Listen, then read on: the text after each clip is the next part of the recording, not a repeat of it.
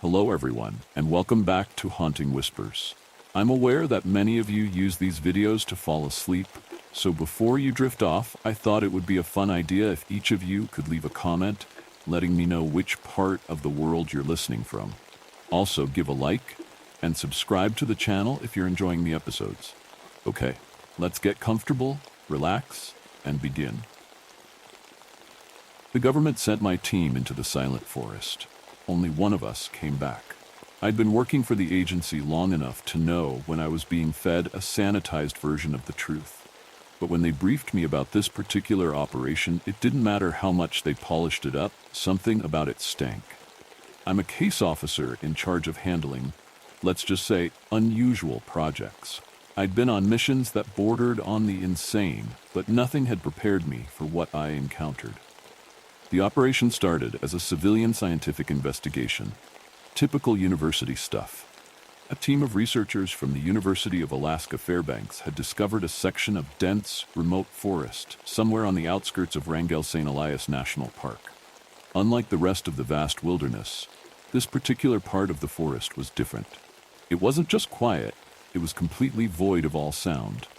No birds, no wind rustling the leaves, no sign of wildlife. And according to the university, this eerie quietness was more than an oddity.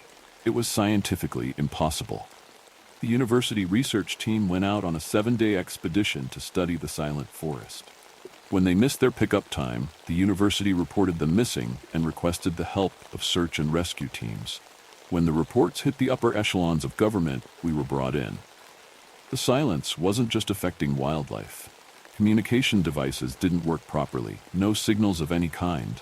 GPS systems became erratic the moment anyone stepped foot inside the forest. Naturally, this raised all sorts of alarms for people like me, the kind of people tasked with ensuring things that shouldn't exist stay off the public radar. A new team was assembled, one that included me, security personnel, and a forest ecologist with decades of field experience, Dr. Jacob Holt. Dr. Holt wasn't some tree-hugging academic. He had spent 20 years studying environmental shifts in some of the most inhospitable places on Earth: forests, jungles, the Arctic. When I first met him, he looked the part. He was rugged, weathered, with rough skin from spending most of his life outdoors. His piercing eyes told me he was one of those men who wouldn't break easily. Someone who had seen things. We were joined by 2 operators, Masters and Greaves, there to provide security. They were the muscle, here to protect us from anything we may run into in that forest. Their faces were unreadable as they stood at attention by the helicopter, decked out in tactical gear that looked more suited for a war zone than a forest expedition. I shook Dr. Holt's hand as we loaded into the chopper. "You've been briefed?" I asked. "Only enough to know that this forest is unlike anything I've ever seen," he replied. His voice had that quiet confidence that came from years of experience. As the helicopter's rotors roared and we ascended into the skies, I couldn't shake the feeling that this was the beginning of something that I wasn't prepared for. The ride was uneventful, the view beneath us a sea of endless forest stretching in every direction. The place where we were headed was so remote, there weren't even trails leading into it. No one had any business being out there. And yet, here we were, flying straight into the heart of it. When we landed at the drop zone, Masters and Greaves fanned out, securing the perimeter while we gathered our gear. There was no wind, no sound, except for the hum of the chopper's blades and the dull thuds of our boots on the soft ground. The pilot gave us a nod, signaling he'd be back in 48 hours. I raised a hand in acknowledgement, and then the helicopter rose back into the sky, its roar shrinking into a faint hum before disappearing completely. Once the helicopter was out of sight, the silence hit us fully. It was immediate, absolute. The kind of silence that presses in on you, makes your ears strain for any noise, any sign of life. But there was nothing. There was no sign of the university research team.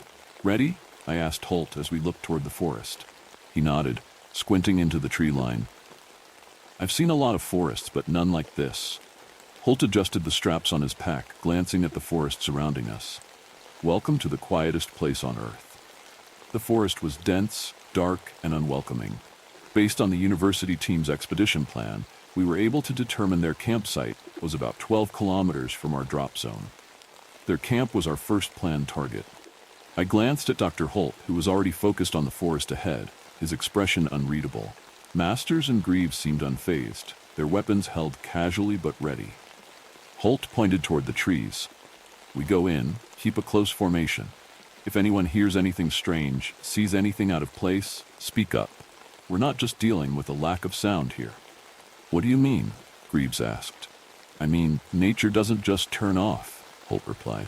No, there is something causing this. We ventured into the forest, the thick canopy blotting out much of the daylight overhead. I've been in some eerie places before, and dealt with some unexplainable things. But this was different. I wasn't sure what I had expected, but the absolute silence that engulfed me wasn't it. Sure is something else, isn't it? Holt said quietly as he walked next to me. He didn't have to raise his voice. There was no other noise to drown out our conversation. No chirping birds, no rustle of the wind through trees. I nodded. Masters and Greaves moved with precision and purpose.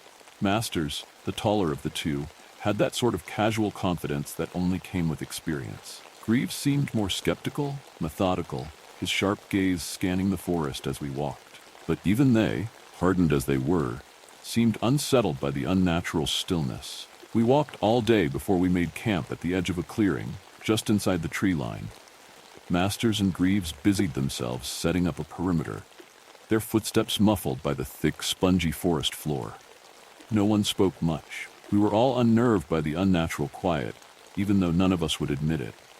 My own thoughts felt too loud in my head, and I found myself straining to hear any sign of life. There wasn't any. Tell me, Holt, I said as we unpacked our gear, breaking the silence. What exactly did the university team report before they went off-grid? Holt crouched down to check his instruments, the faint scratching of his pen against the paper sounding oddly loud. The initial team detected an acoustic anomaly in this region. No natural sound. It drew their attention because areas like this don't exist naturally. At least not for long. Animals move in, wind passes through, water flows. Something always fills the space. And here nothing, I said, stating the obvious. He nodded. They sent back some preliminary data showing that the forest was absorbing sound at a rate that defied explanation.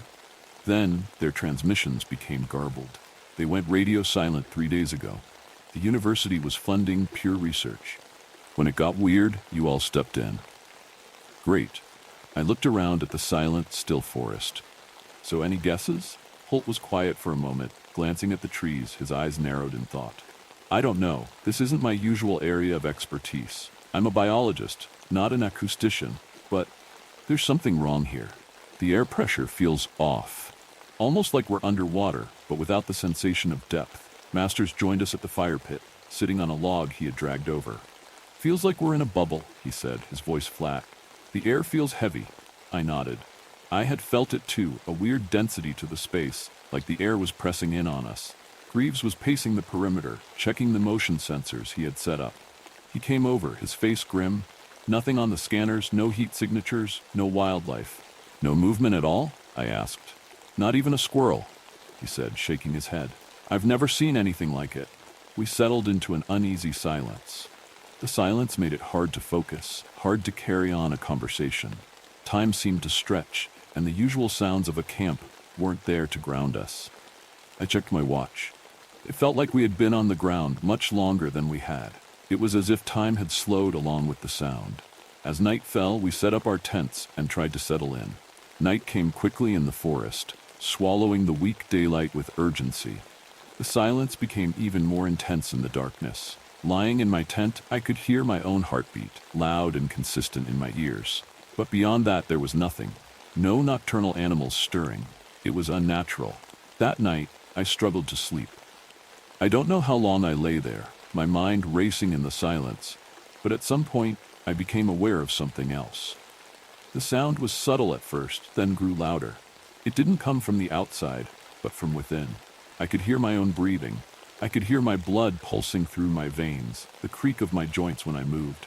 It was like my body had become amplified, every internal sound magnified in the absence of external noise. I tried to shake it off, but the longer I lay there, the worse it got. The absolute silence mixed with the sound of my bodily functions made me feel nauseous.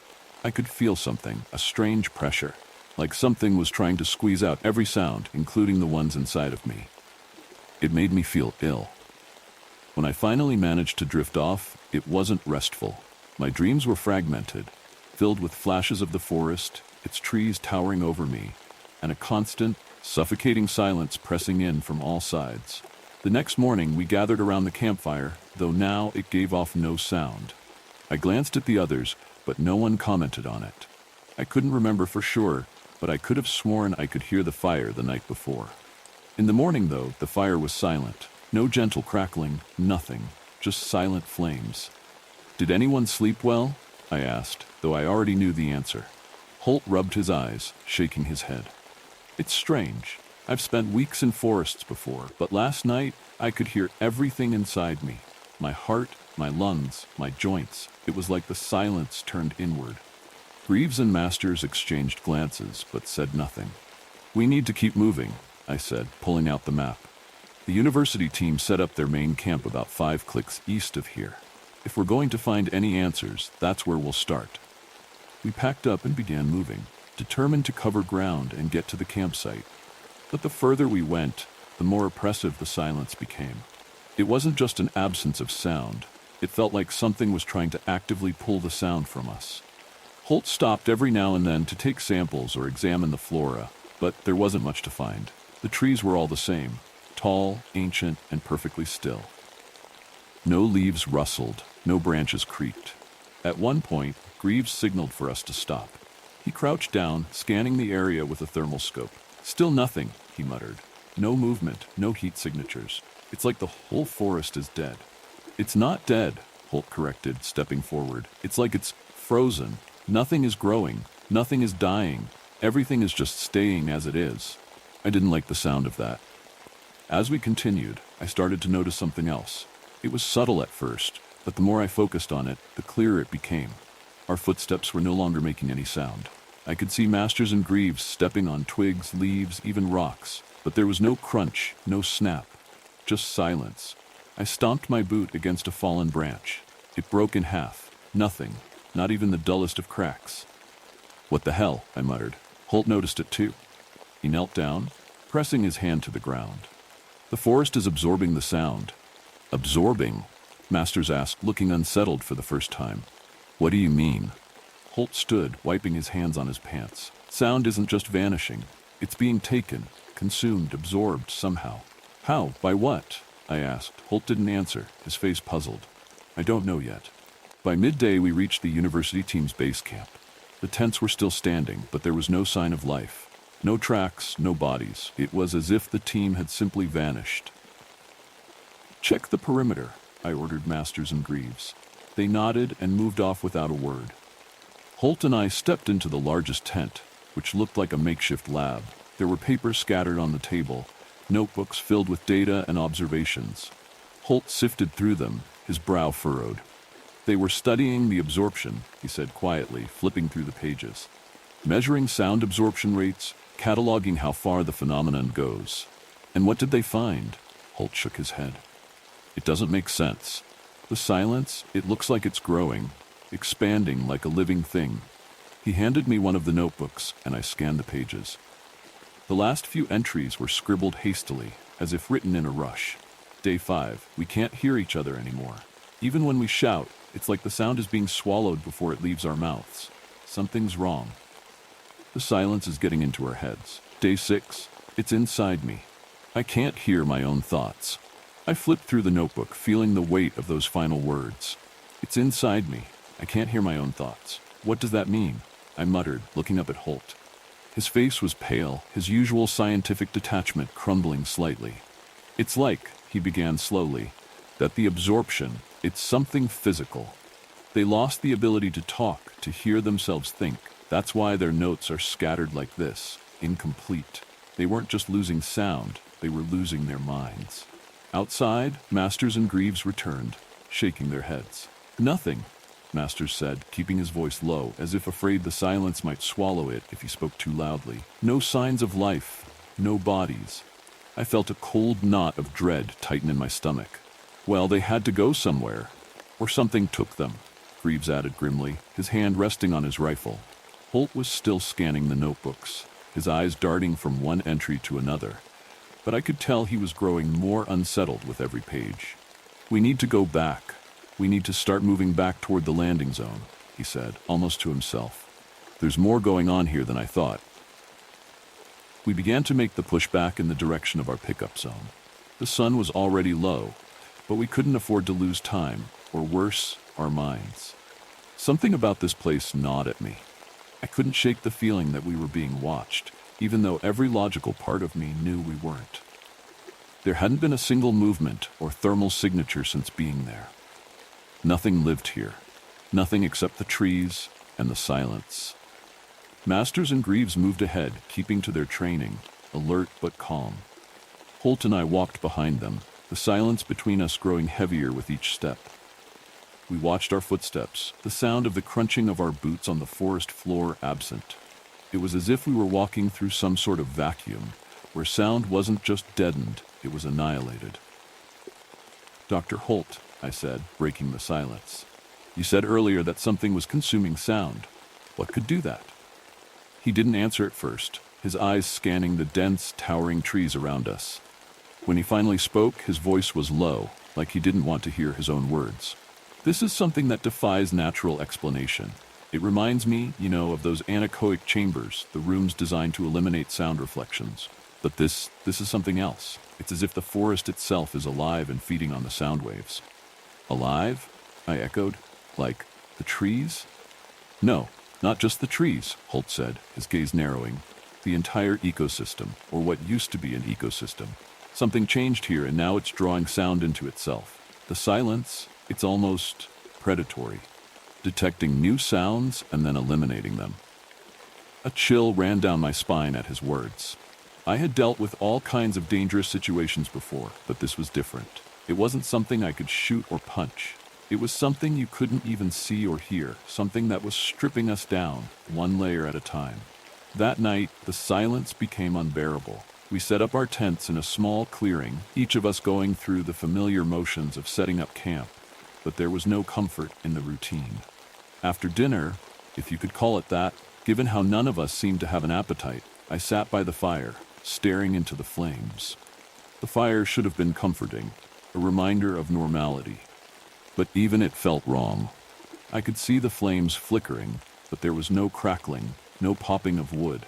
I looked over at Masters and Greaves, who were sitting by their tent, checking on their gear. I could tell they were on edge. They were trained to expect danger, but this was different. This was something you couldn't fight. Then I glanced at Holt, who was sitting a few feet away, scribbling notes into his journal. His face was tight with concentration, his eyes flicking back and forth between the pages and the surrounding forest. He had said earlier that the silence was expanding, but he hadn't elaborated. Now I began to wonder if he knew more than he was letting on. The silence pressed in on me, like a physical weight on my chest. It was hard to breathe, hard to think. I could feel my pulse in my throat, the steady thud of my heart sounding louder and louder in my own head. And then, just like the night before, I could hear every sound inside my body again. First, it was my breathing, deep, slow inhales that felt unnaturally loud. Then my heartbeat, each thump echoing in my ears like a drum. I could hear the blood running through my veins, the creaking of my joints, even a low gurgle of my stomach. It was as if my body had become a machine, and every function was amplified. I looked over at Masters and Greaves, and I could see from the way they fidgeted that they were feeling it too. Greaves's fingers drummed lightly against his thigh, his eyes darting around the camp, as if trying to find something, anything, that made noise. But there was nothing. Nothing except our bodies. Holt closed his notebook and set it down beside him. "This place is wrong," he said softly, as if to himself. "Care to elaborate?" I said, growing impatient with his explanations. He hesitated, then sighed. "Us. The sound of our voices, the noise of our bodies, our footsteps, it's like we're being devoured, one sense at a time, one sound at a time. That night, sleep was impossible. The sound of my body wasn't just unsettling anymore, it was becoming unbearable. At some point, I drifted off, but when I woke up, I had no idea how much time had passed. I sat up in my tent, my head pounding, my mouth dry. I glanced at my watch only to find a blank display. That's when I realized something else. The sound in my head wasn't from my heartbeat. It was something external, something rhythmic. Like voices. I threw open the tent flap and stepped out into the clearing. Holt, Masters, and Greaves were already up, standing at the edge of the camp, staring into the trees. Their faces were pale, their eyes wide with fear. "Do you hear that?" Masters whispered, his voice trembling. I strained my ears, trying to catch whatever sound had shaken them. For a second there was nothing, just the oppressive silence that had become our constant companion. But then, faintly, I heard it, a soft sound, like whispers coming from deep within the forest. But it didn't make sense. We hadn't heard a single noise coming from anything else, natural or otherwise, since we'd arrived. No birds, no wind, not even insects. But now, in the dead of night, something was whispering out there. "What the hell is that?" Greaves muttered. "No idea," I said, stepping closer to them. I glanced at Holt, hoping for some kind of rational explanation, but he was just as frozen as the rest of us, staring into the trees like a man staring at the abyss. "I don't know," Holt stammered, which was unsettling in itself. He was supposed to be the expert, the scientist, the man with the answers. But now he looked like a scared child. The whispers grew louder, more defined. They were slow, deliberate, as if whatever was making them was aware of us and taking its time, savoring our fear. Masters raised his rifle, aiming it toward the trees, but I knew deep down that bullets wouldn't do a damn thing here. Whatever was out there, it wasn't something we could shoot. It wasn't something that bled. Suddenly, the whispers stopped. The silence returned with a vengeance, heavier than before. It pressed against my eardrums, suffocating, almost as if it were trying to crush us. "We need to move," I said, my voice shaky but firm. "Get out of here now." Masters and Greaves didn't need convincing. They grabbed their gear without a word, their movements jerky and frantic. Holt, though, hesitated. He was still staring at the tree line, his brow furrowed. "This is impossible," he murmured. "This silence, it's... Holt, we don't have time for this," I snapped, grabbing his arm. "We need to go." Reluctantly, he let me pull him away, but I could tell that his mind was racing, trying to wrap itself around what we were experiencing. And that's what scared me the most. If the smartest man here couldn't make sense of this, what chance did the rest of us have? We packed up camp in record time, each of us moving with a sense of urgency that bordered on panic. The silence around us seemed to thicken, growing more oppressive with every second. It was like walking through molasses. Every step felt heavy, like it took more effort than it should. I could barely hear my own thoughts. My internal monologue, the constant hum of my mind, was being drowned out, bit by bit, as if something was reaching into my head and muting it. I began having trouble forming basic thoughts. I glanced at the others and saw the same panic in their eyes. They were losing themselves, too. Holt was scribbling furiously in his notebook as we moved, his hand shaking as he tried to capture what was happening, but even his notes had grown erratic. Half-formed sentences, fragments of ideas, nothing coherent. It was as if we were all unraveling. By the time we reached the next clearing, the silence had become something more than just an absence of sound. It was tangible, thick in the air like fog, and with it came the whispers again. Only this time they weren't distant. They were close, too close. "Do you hear that?" Greaves whispered, his voice barely a breath. I nodded, unable to speak. My throat felt tight, as if the silence itself was choking me. The whispers became louder, purposeful, as if whoever it was, or whatever it was out there toying with us. "Move," I hissed, grabbing Holt and pulling him along. We had to keep going. The whispers stopped again, but this time, so did everything else. The air became still, and the weight of the silence crushed down on us with such intensity that I felt my knees buckle. And then, the real horror began. My ears popped. It wasn't like the dull, annoying sensation you get when you're changing altitude. This was sharp and painful, like something was forcing its way inside. I clutched my head, wincing, but when I looked around, the others were experiencing it too. Masters was on his knees, his face twisted in pain, his hands pressed against his ears. Greaves was swaying on his feet, eyes wide with terror. Holt was shaking, blood trickling from his nose. But it wasn't the pain that scared me.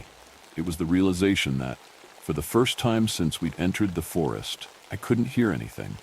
Not even my own body. No heartbeat, no breath, no gurgle of my stomach. It was as if every sound, even the internal ones, had been snatched away. I opened my mouth to speak, to shout, to scream, anything to break the silence, but no sound came out. I could feel my vocal cords straining, feel the air pushing out of my lungs, but no sound came out. Nothing. I looked around at the others. Their mouths were moving, but no sound escaped. They were screaming too, but it was nothing but horrified faces and wordless cries, all swallowed by the silence. We tried to communicate with our eyes, with gestures, but it was chaos. Greaves pointed wildly toward the trees, and I followed his gaze, my heart racing. Something was moving. It wasn't whispering this time, it was shapes. Dark shapes barely visible against the backdrop of the forest. They flickered in and out of sight, like shadows caught between the trees. I reached for my sidearm, but my hands were trembling so badly I could barely hold it. Beside me, Masters and Greaves did the same, but I knew it wouldn't matter. Whatever was out there wasn't something we could shoot. We backed away, guns trained on the approaching shadows. Masters fired his rifle at the shadows, but it was pointless. I saw his muzzle flash, but no sound came out. It did nothing to stop the shadows from suddenly surrounding Dr. Holt, causing him to drop to his knees. Holt's notebook slipped from his hands and hit the ground, pages scattering. His eyes were wide, and his mouth moved in a silent scream. And then he collapsed. I don't know how long we stood there, watching as Holt's body was surrounded by shadows, swallowed by the silence. It was as if he had been absorbed into a void. And I knew deep down that the same fate awaited us. I grabbed Masters by the shoulder and pointed toward the trees. He nodded, understanding what I couldn't say. We had to get out of the forest. Now. We took off running, our footsteps completely silent as we sprinted through the trees. I could feel my lungs burning, my legs screaming for rest, but I couldn't hear it. I couldn't hear anything. Behind me, Greaves stumbled, falling to the ground. I turned back, reaching for him, but when I did, I realized that the shadows were surrounding him, closing in. I knew that there was nothing I could do. I watched, helpless, as Greaves was swallowed by the silence, just like Holt. Masters and I kept running. I didn't know where we were going, if there even was a way out, but we had to try. We had to survive. But in the end, the silence always seemed faster. I don't know how I made it out. All I remember is running, feeling the crushing weight of the silence in my chest, in my mind, until it was all I knew. I kept running and running, until eventually, somehow, I made it. But I was alone. Masters was gone. Greaves was gone. Holt was gone. I stumbled my way through the forest until finally, I burst through what felt like an invisible barrier, the perimeter where the silence, whatever it was, ended. Suddenly, sound exploded back into existence. The wind, the rustle of leaves, the sound of insects, the distant call of a bird, and the sound of my own ragged breath. The sudden influx of sound overwhelmed my senses, nearly making me double over in a wave of headache and nausea. I had made it out, but I knew the horror lingered just behind me. I walked until my legs couldn't take any more, before I stopped and set up a makeshift camp. I endured the cold for 3 more days, while I mentally wrestled with the memories of what had occurred. Eventually, I made my way to a high enough point to signal one of the search helicopters that had been hovering over the area after we had missed our 48-hour pickup time. The sound of the rotor blades was a sweet melody of hope, bringing me to safety, away from the nightmare of that place. But even now, as I sit here writing this, I have trouble hearing my own thoughts. I'm terrified that maybe, just maybe, I brought a piece of that forest back with me. I'm terrified that somehow it's creeping in, eating away at me, slowly devouring every sound, every memory. I don't know what the silence is. I don't know what the shadows were. I don't know what it wants. All I know is that it's alive, and it's hungry.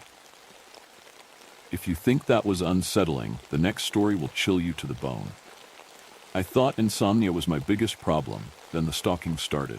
It started as a simple visit to the doctor. I had been struggling with insomnia for the better part of 6 months, and it was wearing me down. Late nights turned into groggy mornings, and I was walking around in a fog for most of the day. My performance at work had dipped, and I found myself making simple mistakes that I normally wouldn't. Something had to give. My doctor, Dr. Patel, was patient with me as I described the symptoms. We had tried some basic over-the-counter options, and I'd even tried adjusting my routine, cutting back on caffeine, dimming the lights, turning off electronics, but nothing seemed to stick. He listened as I explained how, when I finally did manage to sleep, it was fitful and broken, like my brain couldn't quite let go of the day. "I think it's time we tried something a little stronger," he said, typing something into his computer. "I'm going to prescribe you a medication to help regulate your sleep cycle." It sounded like a reasonable next step. I was hesitant about taking prescription meds for sleep, but Dr. Patel assured me that it was a low dose and designed to help without any significant side effects. "This should help reset things for you," he explained as he handed me the prescription. "Take it about an hour before you plan on going to bed, and make sure you give yourself a full 8 hours of sleep. If it's not working, or if you feel off in any way, let me know."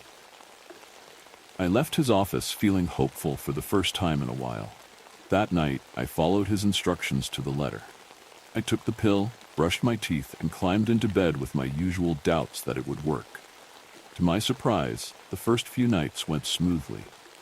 The medication helped me fall asleep quickly, and though I would wake up once or twice during the night, I fell back asleep almost instantly. It was the kind of restful sleep I hadn't had in months. But after about a week, things started to change. It began with small, almost unnoticeable things. At least, things I tried to ignore. I'd wake up feeling a bit disoriented, not entirely sure how long I'd been asleep. Sometimes I'd have vague, unsettling dreams I couldn't quite remember. Dreams where I wasn't sure if I was awake or still dreaming. In these dreams, I'd find myself doing normal things, walking through my apartment, getting a drink of water, or checking my phone, but something always felt slightly off, like I was observing myself from a distance instead of really being there. At first, I brushed it off. I figured it was just my body adjusting to the new medication. After all, Dr. Patel had mentioned that it might take a little while to fully settle in. I went about my days as usual, and for the most part, I was just grateful to finally be getting some sleep. Then one night, I had an experience that left me feeling more than a little unsettled. I woke up around 3 a.m., needing to use the bathroom. The apartment was completely dark, and as I shuffled down the hallway, I felt like I wasn't alone. It's difficult to explain, but the sensation was strong enough that I found myself looking over my shoulder several times. My heart rate quickened, but I tried to reason with myself that it was just the grogginess from waking up in the middle of the night. I returned to bed and eventually fell back asleep, though I had a lingering feeling that something was off. The next morning, I laughed at myself for overreacting. After all, it was just a sensation. I'd lived in my apartment for 2 years without incident.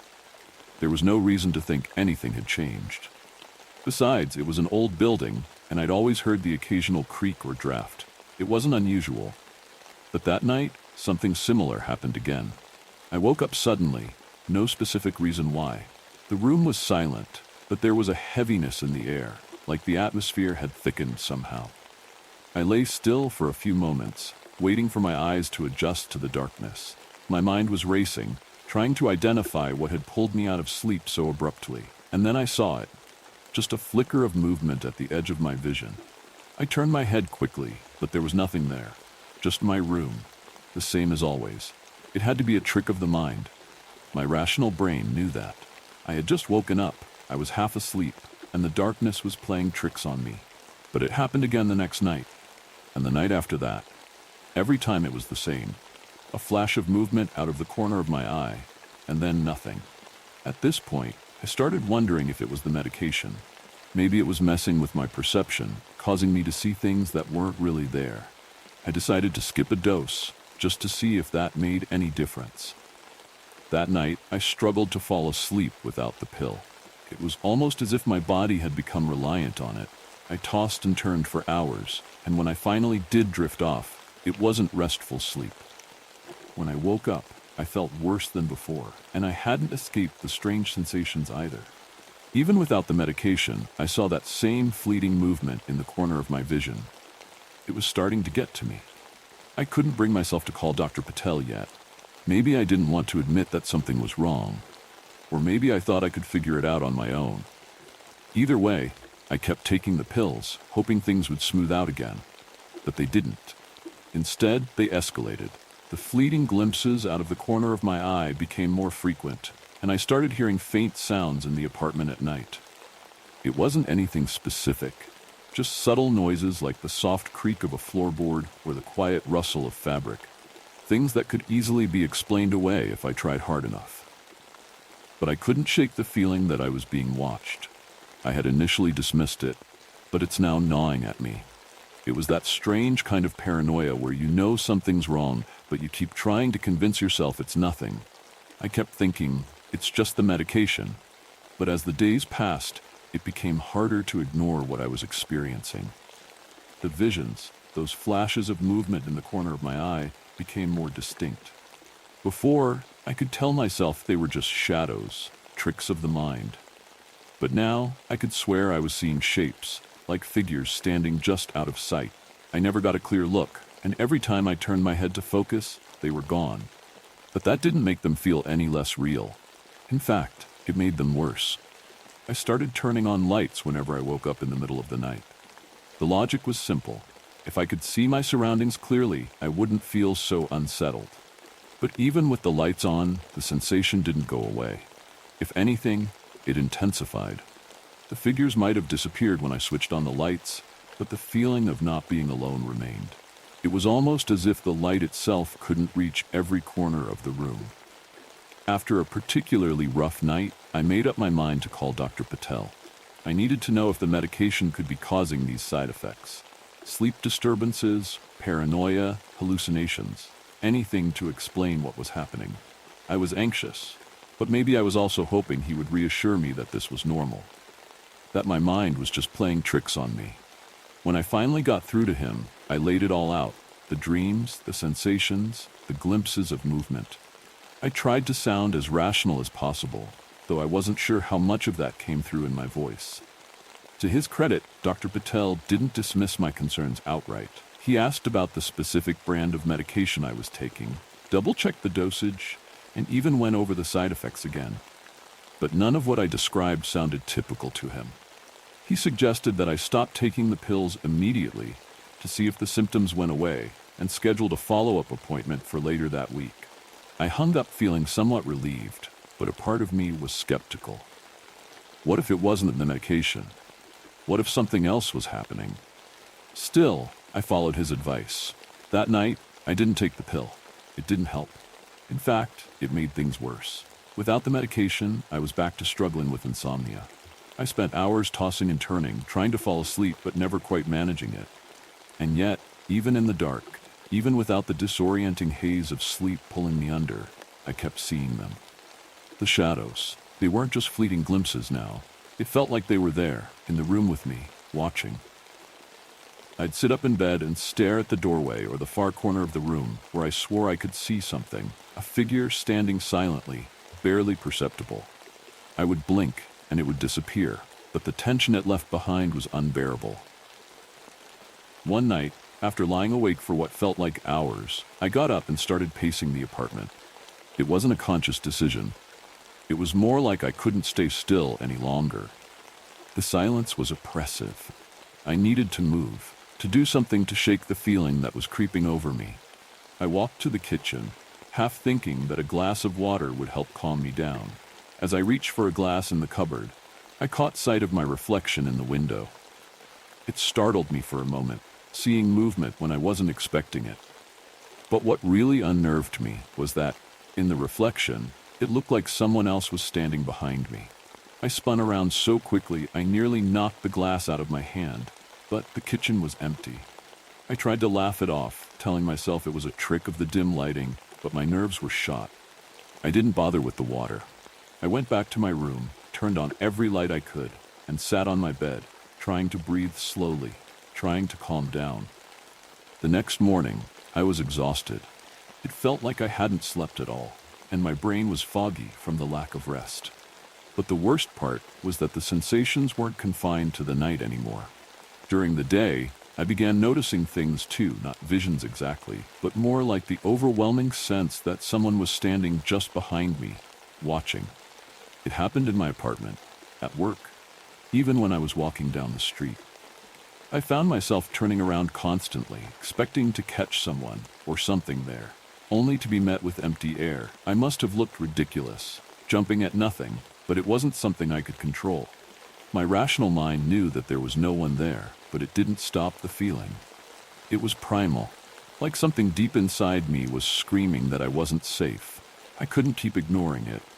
The medication was out of my system now, but the visions and sensations weren't. It had to be something else. I started researching, spending hours on forums and reading articles about sleep disorders, hallucinations, and sleep paralysis. But none of it quite fit. People described similar experiences, visions in the dark, the feeling of being watched. But it didn't explain why this was happening to me now, why I felt this constant presence, even during the day, even when I was wide awake. The more I read, the more convinced I became that I wasn't hallucinating. This wasn't just in my head. That's when I noticed something strange. I had been living in my apartment for over 2 years, and during that time, I hadn't really given much thought to my neighbors. I saw them occasionally in the hallway, exchanged the usual pleasantries, but we weren't close. Still, something about my next-door neighbor had always struck me as odd. I couldn't put my finger on it, but there was a feeling I got every time I saw him, a kind of unease. He was quiet, always polite, but I'd noticed that he had strange habits. He rarely left his apartment, and when he did, it was always at odd hours, like in the middle of the night. I'd hear him walking down the hallway, his footsteps barely audible, but distinct in the silence of the building. It never bothered me before, but now I found myself wondering if there was more to it. Could it be connected? Could he be watching me somehow? The thought seemed absurd at first, but I couldn't shake it. I had no real evidence, no reason to think my neighbor had anything to do with the strange occurrences in my apartment. But the idea burrowed itself into my mind, and once it was there, I couldn't let it go. I started paying closer attention, watching him whenever I could. And that's when I realized that something had changed. I couldn't explain how, but I knew it. My neighbor was watching me too. The idea that my neighbor might be involved in what was happening felt ridiculous at first. I mean, what could he possibly have to do with my insomnia, the medication, or the strange sensations I was feeling? But once the thought was there, I couldn't shake it. It wasn't just that he was quiet and kept to himself. Plenty of people are like that. It was something more. There were little things that, on their own, might have seemed like nothing, but together started forming a pattern.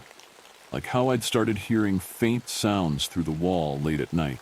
It wasn't loud, just a sort of muffled shuffling, like someone moving around quietly, deliberately.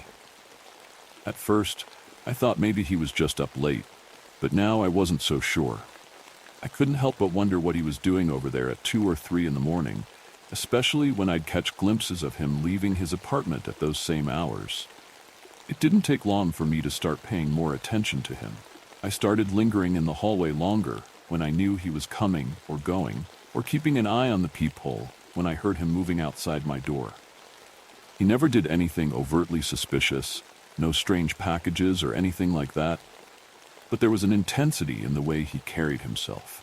His movements were always purposeful, like he was focused on something I couldn't quite figure out. And then there were the stairs.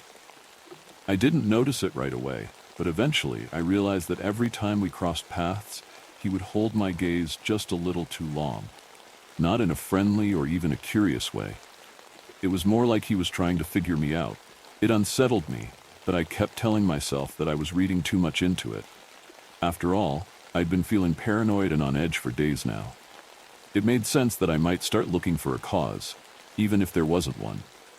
Still, I couldn't shake the feeling that he was watching me, that he knew more than he was letting on. A few nights later, things took a turn. I was lying in bed, once again struggling to fall asleep, when I heard it, the faint sound of something tapping against the wall. I sat up in bed listening closely. It wasn't loud, but it was definitely there. Tap, tap, tap. I stared at the wall, my mind racing. Was it him? Was he trying to get my attention? I got up and pressed my ear to the wall. The tapping continued for another minute or so, and then it stopped. I stood there for what felt like an eternity, waiting for something else to happen, but the apartment was silent. I told myself it could have been anything, the pipes, the heating system, even a mouse in the wall, but none of those explanations felt right. It sounded too deliberate, too rhythmic. I didn't sleep that night. Every time I closed my eyes, I could hear the tapping in my mind, like an echo that wouldn't go away. The next day, I decided I couldn't take it anymore. I had to find out what was going on. It wasn't just the insomnia or the strange visions. It was everything. The feeling of being watched, the noises, the way my neighbor always seemed to be lurking just out of sight. It was too much. I started by doing a little research. I looked up the building's history, just to see if there was anything strange about it. But there wasn't. It was a standard apartment building, built in the 1970s, with no reported issues or incidents. The previous tenants seemed normal enough too, just regular people who had come and gone over the years. There was nothing to suggest that anything out of the ordinary had ever happened here. But that didn't stop me from feeling like something was wrong. I knew it sounded paranoid, but I couldn't shake the feeling that my neighbor was involved somehow. So, I started watching him more closely. I'd stand near my window and peek through the blinds when I knew he was leaving his apartment. I noticed that he always left at odd times, usually late at night or early in the morning, but he never stayed out long. It was like he was doing something in secret, something he didn't want anyone else to know about. Then one night, I saw something that made my blood run cold. I had been watching him leave again, like I had done so many times before, when I noticed something strange. As he walked down the hall, he glanced over his shoulder, directly at my door. I couldn't see his face clearly, but there was something about the way he looked that made my skin crawl. It was like he knew I was watching him, even though I was behind the blinds. I froze, my heart pounding in my chest, waiting to see what he would do. And then, just as quickly as he had looked, he turned and continued down the hall, disappearing around the corner. I didn't move for a long time. I just stood there, staring at the door, my mind racing. Did he know? Had he known all along that I was watching him? And if so, why hadn't he said anything? Why hadn't he confronted me? The next day, I decided to take things a step further. I couldn't live like this anymore, constantly on edge, wondering if I was being watched. I needed answers. So, I did something I never thought I'd do. I knocked on his door. It was a spur-of-the-moment decision. I was walking down the hall, trying to gather the courage to confront him, when I found myself standing in front of his apartment. Before I could talk myself out of it, I knocked 3 times and waited. At first, there was no response. I started to turn away, embarrassed, thinking maybe he wasn't home, when the door creaked open. He stood there, staring at me, his expression unreadable. Up close, I could see that he was older than I had initially thought, with deep-set eyes and graying hair that contrasted sharply with his dark clothing. "Yes," he said, his voice low and calm, like nothing was out of the ordinary. For a moment, I didn't know what to say.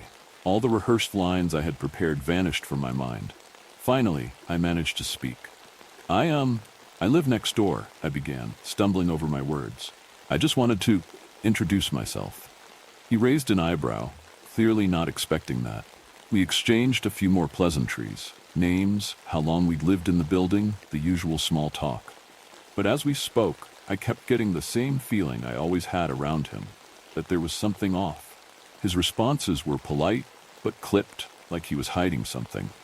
He didn't ask me any questions in return, didn't seem curious about why I was standing at his door. It felt like he wanted to end the conversation as quickly as possible. Finally, after what felt like an endless wait, I excused myself and returned to my apartment. I didn't learn anything new from that conversation, but the feeling that something was wrong hadn't gone away. If anything, it was stronger now. Something was definitely happening, and I was determined to find out what. The brief exchange with my neighbor left me feeling more unsettled than before. As much as I had tried to approach him casually, it felt forced, artificial. It was as if we were both playing a part, pretending to be two normal people having an ordinary conversation, when something darker lay just beneath the surface. I couldn't pinpoint what it was, but my gut told me I was onto something. I just didn't know what. I spent the next few days trying to go about my life as usual, but it was impossible to ignore the tension building in the apartment. The noises at night didn't stop. If anything, they became more frequent. Every night, I would hear that faint tapping through the wall, like someone knocking gently, rhythmically, as if to say, "I'm still here." During the day, I found myself looking over my shoulder constantly, feeling like someone was watching me even when I was alone. It had gotten so bad that I started leaving the lights on all the time, day and night, just to try and dispel the uneasy feeling. But the light didn't help anymore. The shadows felt like they were always there, lurking just out of reach, waiting. I wasn't sleeping well, either. The medication was out of my system, but I was back to where I started, wide awake for hours at night, my mind racing, unable to relax. But now, on top of the insomnia, I had this gnawing sense of dread that wouldn't leave me. Every time I closed my eyes, I could feel it, the presence. Like someone was standing right there beside my bed, just beyond my vision. I couldn't take it anymore. I decided that if I was going to get to the bottom of this, I needed to take a more direct approach. Watching my neighbor through the blinds and listening to strange sounds at night wasn't going to give me the answers I needed. I had to dig deeper, and that's when I came up with an idea, one that made me nervous just thinking about it. I was going to break into his apartment. It wasn't a decision I made lightly. I knew it was illegal, and if I got caught, I'd be in serious trouble. But I couldn't shake the feeling that whatever was happening, whatever I was experiencing, it had something to do with him. The way he moved around at odd hours, the way he seemed to know more than he let on, the tapping through the wall, it all pointed to him. I needed proof, and I was determined to find it. I spent the next few days preparing. I kept an eye on his schedule, making note of when he left and when he returned. It wasn't hard to figure out. He kept to a pretty consistent routine. Most nights, he would leave his apartment around midnight and wouldn't return until close to 3 a.m. That gave me a window of a few hours to get in and out without being caught. When the night finally came, I was a bundle of nerves. My heart was pounding so hard, I thought it might burst out of my chest. I waited until I heard his door close and his footsteps fade down the hall before I moved. I had already scoped out the lock on his door. It was old, and I was confident I could get it open with a credit card. I wasn't exactly a locksmith, but I had watched a few videos online, and this didn't seem too complicated. I crept out into the hallway, every sound magnified in the silence of the building. My hands were shaking as I slid the card between the door and the frame, jiggling it slightly until I heard a soft click. The door creaked open, and I froze, listening for any sign that someone had heard me. But the hallway remained silent. I stepped inside. His apartment was almost identical to mine in layout, but it felt completely different. The air was heavier somehow, like it hadn't been disturbed in a long time. The lights were off, but the street lamp outside cast just enough light through the windows for me to see. The furniture was sparse, barely anything beyond a couch, a table, and a few chairs. There were no decorations, no photos, no personal touches. It felt cold, impersonal, like no one really lived there. I made my way carefully through the apartment, my footsteps barely making a sound on the old wooden floor. I wasn't sure what I was looking for, but I figured if there was something strange going on, I would know it when I saw it. I started in the living room, checking the drawers and cabinets, but there was nothing unusual, just the normal clutter you'd expect to find in someone's apartment. Then I moved to the bedroom. The door was slightly open, and as I pushed it wider, my stomach churned. The room was darker than the rest of the apartment, and I had to strain my eyes to see anything clearly. There was a bed against the far wall, neatly made, but nothing else in the room stood out. I was about to leave when I noticed something odd, a small door on the opposite side of the room, half hidden behind a tall bookshelf. It was a closet door, but it looked different from the ones in my apartment. For one thing, it had a padlock on it. That's when I knew I had found what I was looking for. I crouched down, examining the lock. It wasn't anything special, just a cheap combination lock you could buy at any hardware store. I pulled out my phone and used the flashlight to get a better look. There were scratches around the lock, like someone had tried to force it open before. I didn't have the tools to break the lock, but I wasn't about to give up. I tried a few random combinations, but the lock didn't budge. Frustrated, I stood up and backed away from the door, trying to think. Maybe there was something else in the apartment that could give me a clue, something that would help me figure out what was inside. I turned back to the bedroom and started searching more thoroughly. I pulled open drawers, looked under the bed, even checked the pockets of jackets hanging in the closet. And that's when I found it, a small notebook, tucked away in the bottom drawer of the nightstand. I flipped it open, and what I saw made my skin crawl. The notebook was filled with pages and pages of writing, but it wasn't ordinary writing. It was like someone had been keeping a detailed log of me.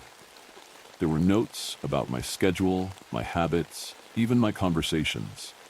Entries like, left for work at 8:10 a.m., returned home at 6:45 p.m., went to bed at 11 p.m. It was all there, down to the smallest detail.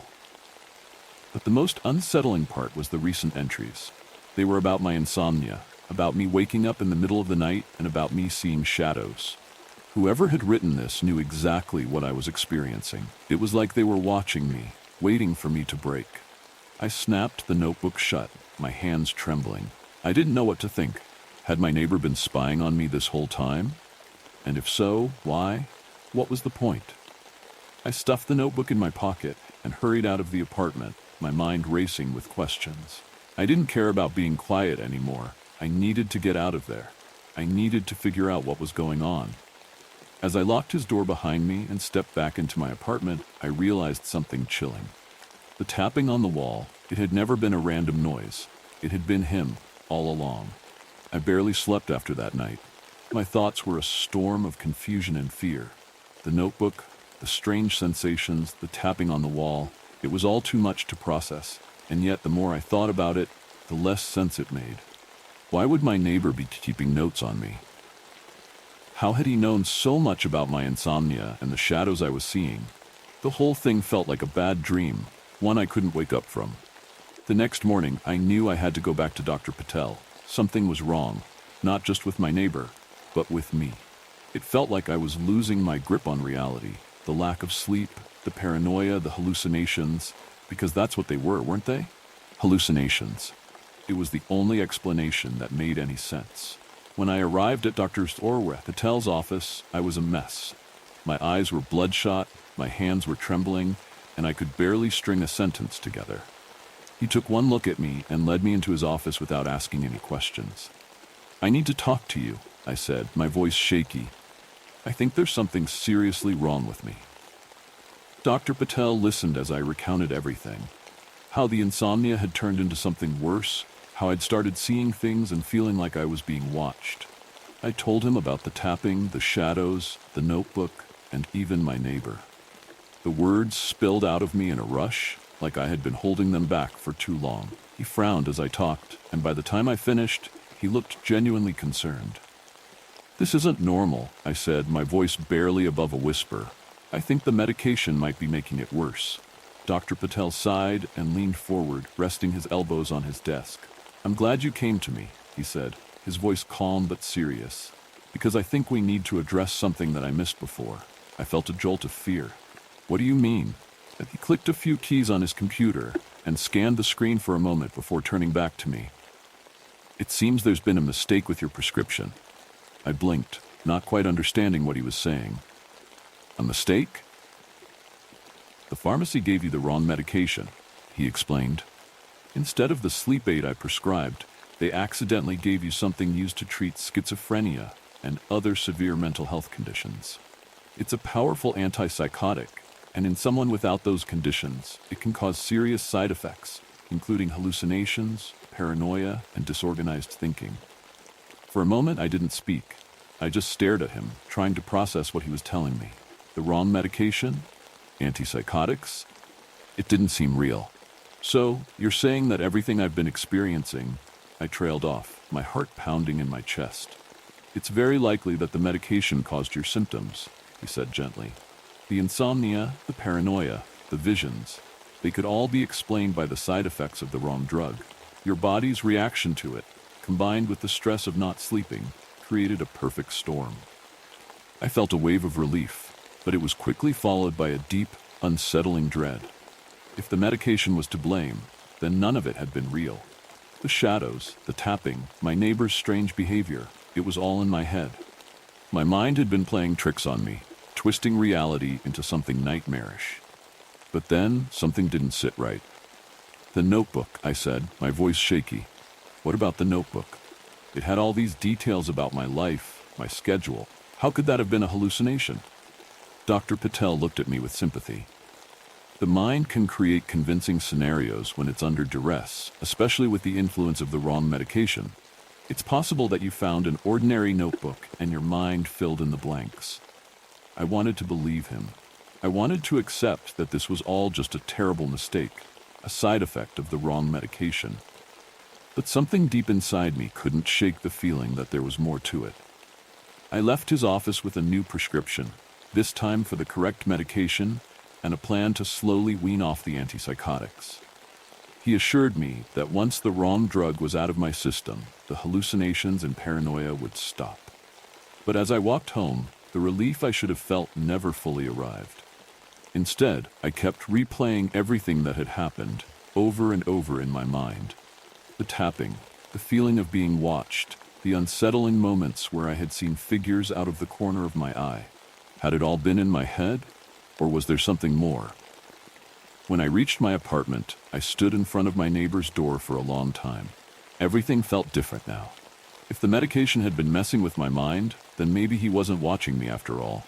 Maybe I had imagined it all. But as I turned to go into my apartment, something stopped me cold. The tapping.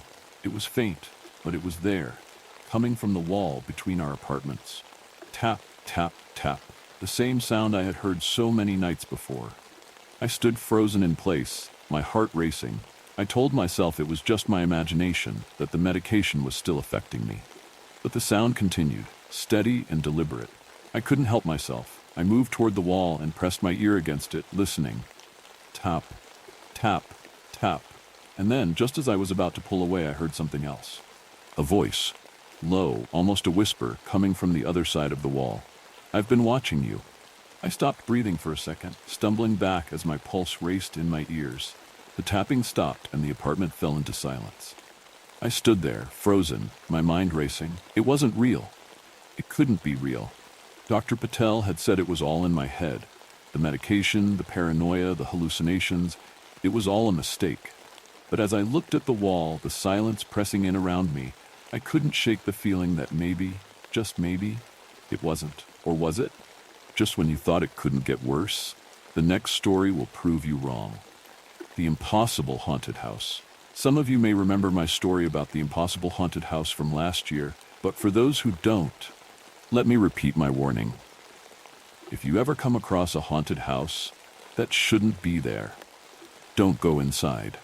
This haunted house pops up between two other houses you already know.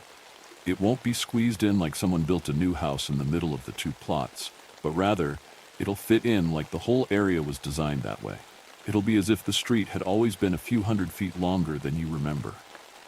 If such a house appears out of nowhere, do not approach it, do not knock on the door, and whatever you do, do not cross the threshold. Once you do, your fate is sealed. My brother and I made the mistake of walking inside, and now, every year, we are expected to return and run through the death traps and monsters to earn our freedom for another year. If we do not, the house will come for us, and we will pay a much higher price. Unlike many haunted places, this house only has 3 simple rules. The first is that the Wolfman is in the basement. The Wolfman is the most dangerous obstacle within the house. He's immortal, insanely fast, and impossibly strong. Once he finds you, your only hope is to run and reach the top of the basement stairs before he grabs you. The second rule is that to escape the house, you must first find its heart. It is a heart in a very literal sense, looking exactly like a human heart, except it's the size of a large dog. You have to touch it, make it out of the house, and then you're safe for another year. And before you ask, yes, we've tried stabbing it, shooting it, blowing it up, and more, but it always comes back the same every year, except it's always in a different location. The third and final rule is that if Mr. Hyde joins the hunt, everyone dies. I don't know if Mr. Hyde owns the house or just gets his kicks hanging out by it, but he is a large man with strange proportions of legs, arms, and head who sits outside, taunting people as they leave. Acknowledge him respectfully, then be on your way as quickly as possible, and hope that today is not your unlucky day. After all, he could always use another meat puppet to perform his ventriloquist act. Trust me, it's not as fun as it sounds to watch, and yes, I know it doesn't sound very fun. These 3 rules have held true for dozens of years, except last year, when the wolfman came out of the basement looking for my brother and me specifically. Maybe that's because my brother shot him in the face with his magic finger guns the year before. But I'm getting ahead of myself. Oh yeah, in case you don't remember, the house gives you one advantage to make the game more fun, for itself, that is. It gives you one gift that only works inside the house based on the costume you wore the first year you arrived. My brother was a wizard and now can shoot magic bullets out of his fingers when he points and shouts, "Bang!" I know it sounds ridiculous, but trust me, as stupid as it sounds, now that we're full-grown men north of 30, it looks much, much more stupid than it sounds. Me? Well, the first year I arrived, I was frozen in fear, so the ringleader, that's what I call the skeleton with human skin stapled to its frame, that works the front door, gave me the title of Coward. I was ashamed of the title as a kid, but now I realize it's what keeps me alive from one year to the next. You see, I get hunches, and if I'm smart enough to listen to those hunches, instead of letting them get drowned out by screams of terror, they lead me through the house and back to safety, while giving me hints on where I need to go and how to deal with whatever obstacles the haunted house has in store. That brings us up to last year. Now that almost a whole year has passed and the house is looming once more in my near future, I think I can bring myself to write about what happened. My brother and I met up to run the house together. We don't talk much outside the house anymore, but whatever problems we have in the real world, in that hellhole, we both know we've got each other's back. As we walked up, the zombies we now know are not costumes, we're dragging body bags that we also know are not props to the graves out front. A cold reminder that no matter how long we've survived so far, a messy end was always just an unlucky night away. A few kids walked up to the door, smiling and laughing, not knowing that if they crossed that threshold, their futures would forever be tied to this waking nightmare. I gave the nearby parents a cold, hard look. This place isn't for kids. If you don't want to deal with nightmares for the next month or two, you might want to skip this one. It was an understatement of drastic proportions. But let's face it, no one would believe me if I told them the truth. Thankfully, most of them took their kids and passed by, muttering as if I was some kind of asshole. Still, at least they left. A few of the more stubborn teens didn't, and I just shook my head. Maybe a better man than I would have done more to keep anyone from crossing that threshold, but my mind was primarily focused on my own survival at that point. I was kind of hoping the ringleader would be missing after whatever had happened last year. But there he was, his skin hanging loosely from his bony frame. He smiled, showing far too many teeth framed by lips that looked pale and rotten, hanging there as if they'd been stapled to his skull. As usual, his attention was on the newcomers. And what are you supposed to be? There was a werewolf, a witch, and one kid was even dressed as Deadpool. I figured he'd just get swords, though. Those healing powers might be a bit much. Then there was one poor girl who'd obviously been dragged along by her friends. She was wearing a t-shirt and jeans. The extent of her costume seemed to be some plastic vampire teeth.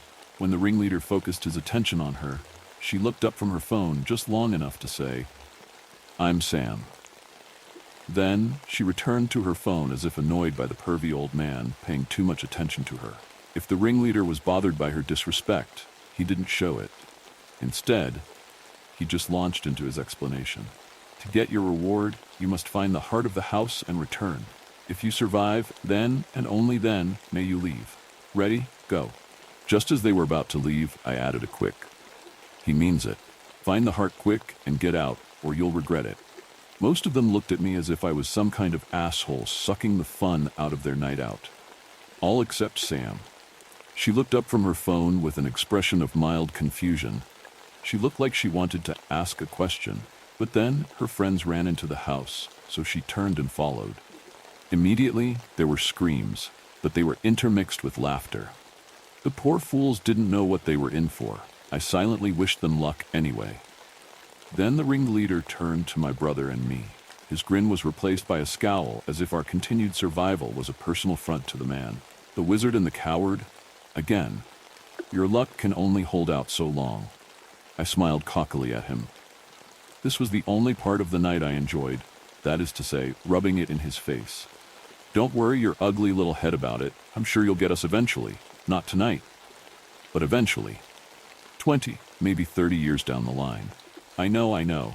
Haunting the house is incredibly stupid, but by now I've earned at least a little something after running this place every year for decades and surviving this long. So let me enjoy my little indulgence, all right? The first room was always the same. It was filled with slow-moving zombies. They were probably the ones that dragged corpses out front to bury. When we were younger, my brother and I would zoom past them. But these days, he's got minor arthritis slowing him down, and I just stopped caring, so he did his thing by pointing at their heads and shouting, "Bang!" making them explode in a shower of blood and viscera. I laughed as the first few went down. My brother looked over at me, annoyed. You don't have to laugh every year. I shook my head, still chuckling. You're right, I don't have to, but it's funny as hell. About then, one of the zombies tried to take a bite out of me, but I kicked him solidly in the midsection, sending him flying into a few of his friends. These things were never a threat. It makes you wonder about all the blood that always plastered their skin and teeth. Who the hell dies to these things? However, once we got past the zombies, I took a moment to stop and listen to my gut. It usually gave us a direction to go, but for a moment it seemed silent. I started to worry that my hunches might have finally failed me. But then my eyes paused at the door to the kitchen, and I realized it hadn't been silent. I'd just been ignoring it because I didn't want to go that way. You see, the only way out of the kitchen, besides the door facing us, was the basement. 2 years ago, my luck had almost run out when the wolfmen jumped me, but my brother shot him through the eye, and we barely got away. Of course, that didn't kill the wolfmen. You can't kill the wolfmen, but apparently you can piss him off, because the following year, he actually came out of the basement looking for us, and we almost died again. However, that apparently pissed Mr. Hyde off because he got involved, and you remember rule number 3, right? Thankfully, we were already outside the house by the time he went on his rampage, but let's just say there was even more screaming coming out of the house than usual. My brother looked at me and noticed where my gaze was resting. It's the basement, isn't it? I swallowed and nodded before offering a hopeful, maybe he's not there this year? After last year? My brother nodded, though he didn't look convinced as he answered. Yeah, maybe. I didn't believe it either, but it's not like hopelessly giving up would help us. As we walked toward the kitchen, we could hear the rhythmic sounds of something wet being chopped. Turning the corner, we saw a man with a pig's head slamming a butcher's knife into a wet, bloody mess on the table. I couldn't tell if the pig's head was a mask or real, and I didn't want to find out. After a moment, the pigman stopped and looked up. For a moment, I was afraid it had seen or heard us, but he turned and walked into the pantry. I knew from experience that the pantry was a dead end, but this was our chance to sneak past him. Sure, we might have to deal with him on the way out, but it was a pretty short distance between here and the front door, and we knew from experience that the nightmares in this place couldn't cross that threshold. Well, except for Mr. Hyde, but he's always the exception.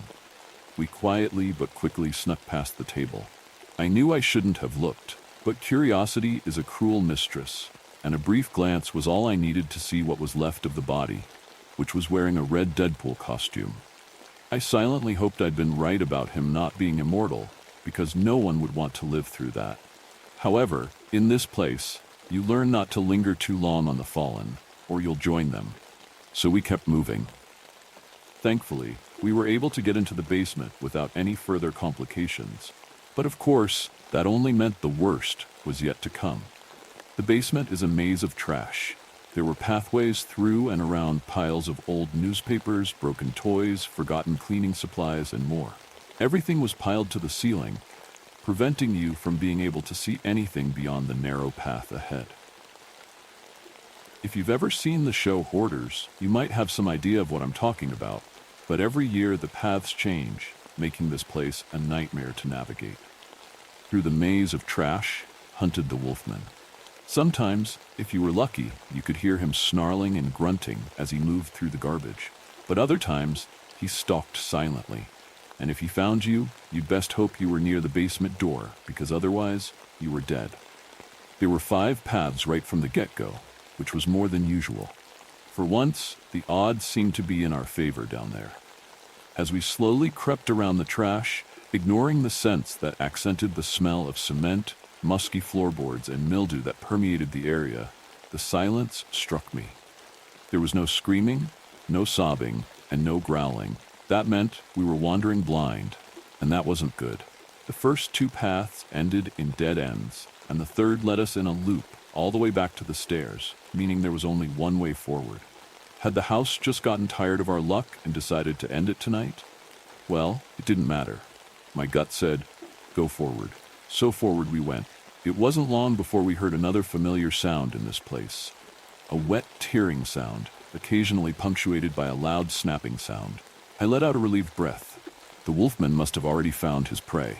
Maybe we could get in and out before he finished his meal.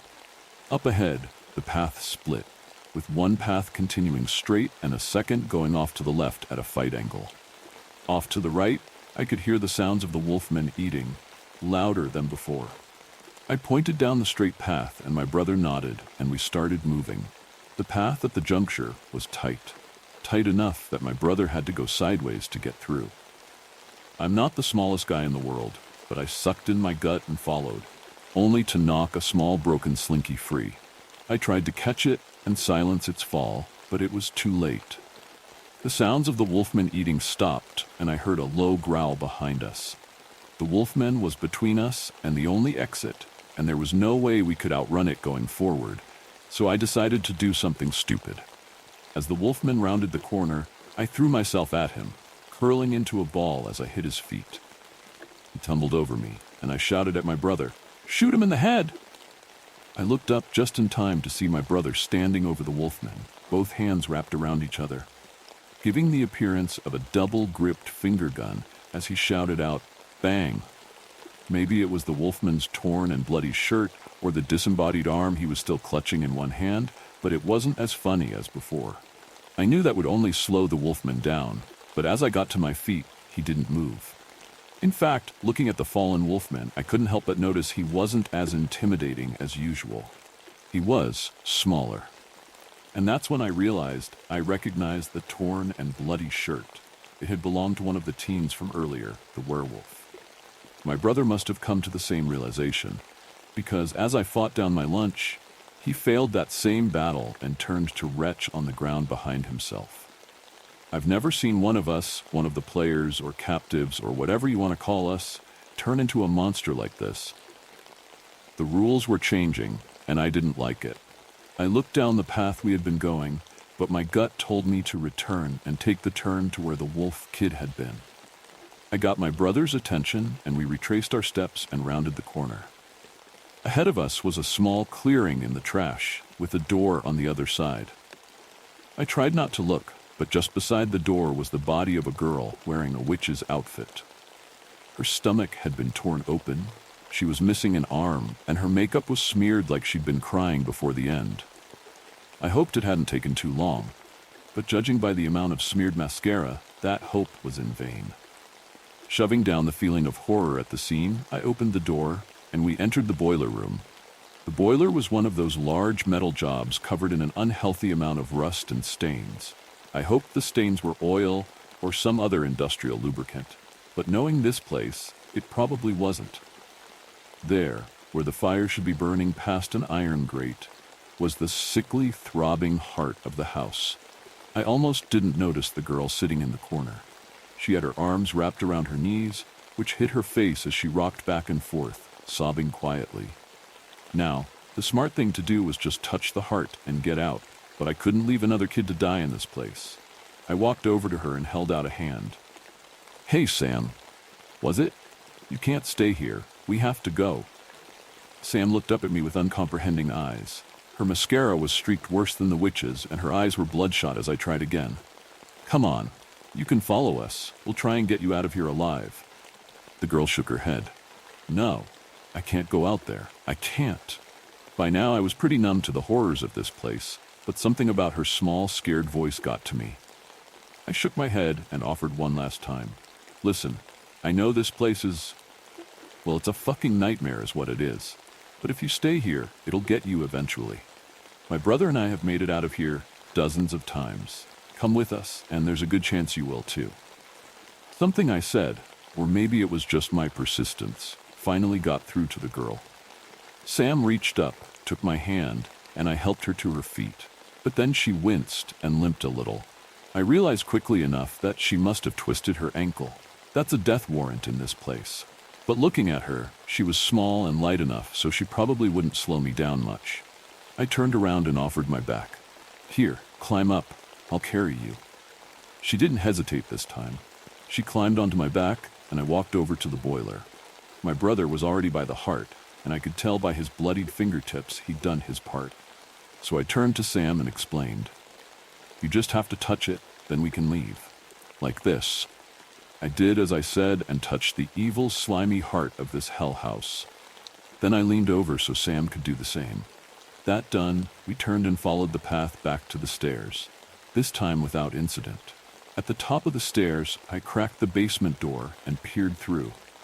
The pigman was back chopping away at the meat pile on the table. I was just thinking that if I kicked the door open, we might surprise him and run past when a disembodied head on the table turned and looked at me. It was the damn Deadpool kid silently mouthing two words I couldn't help but make out. "Help me!" The pigman noticed where the head's attention was focused and turned to inspect the door to the basement as Sam started audibly hyperventilating on my back. Out of options, I kicked the door into the pigman's face as planned. He screeched in such a way that told me the head was not a mask, holding the end of his nose where the door had bashed him. I kicked the door into his face again, this time shoving the pigman back in the process. Then, as I stepped out the door, I kicked him directly in the head, knocking him out cold or maybe killing him. I didn't really care either way. Looking at the poor kid's head lying on the table, severed from his body, I got an idea. Turning to my brother, I nodded toward the head. "Grab that. Grab him. Let's take him outside with us." My brother looked from the head and then back to me. "But won't that kill him?" I nodded. "Yeah, it will." Sam choked back a sob, and it didn't take long for my brother to realize what I had. At this point, death was a mercy. With a grim expression, he grabbed the kid's head, and we started making our way to the exit. As we approached the door, the ringleader was there. Usually, he was glowering at us, but this time, he had an obnoxious grin fixated on his face. "Looks like you boys had a lovely time in there tonight." My brother, a better man than I, simply shook his head and walked out the door. For a second, I wondered what had happened to the original Wolfman. Why had he not been in the basement? Then I shook my head. It didn't matter. Instead, I was about to flip the ringleader off, only to realize I was suddenly falling backward. It took me a moment to understand what was happening, but Sam had grabbed me by the neck and was pulling me toward the ground. I hit the ground hard and even bit my lip. I started to sit up, but Sam placed her hand on my chest and forced me back down to the ground. It shouldn't have been possible for such a small teen to overpower me, but she was suddenly incredibly strong. I noticed she had fangs in her mouth as she leaned down to bite my neck. Thinking fast, I reached out and grabbed the ankle she'd twisted, then pulled. With a cry of pain, Sam fell to the ground. I got up, but as old as I was getting, I wasn't very fast, and Sam beat me to her feet. She stood between me and the door, crouched and ready to pounce. My brother was on the other side of the threshold, pounding his fists against an invisible barrier, trying to get back in. But apparently, you only got to enter this place once every year. Standing there, I was tired, sore, and sick of this nightmare house. I turned to the ringleader, who was grinning and laughing like a maniac at the idea of finally getting rid of me, and I spit out a glob of blood that had been pooling from my lip as I looked him in the eyes and gave him a piece of my mind. Fuck you, and fuck this house. I then charged forward. The girl leapt onto me, and I could feel her fingernails gouging bloody trails onto my back and arms while she sunk her teeth into my neck. However, I'm not a small man, and sheer momentum carried me across the threshold. As I explained before, the monsters of the house cannot leave the house, and Sam was no exception. She fell to the ground and cried out as she burst into flames. Thankfully, it didn't take long before her shouts were silenced.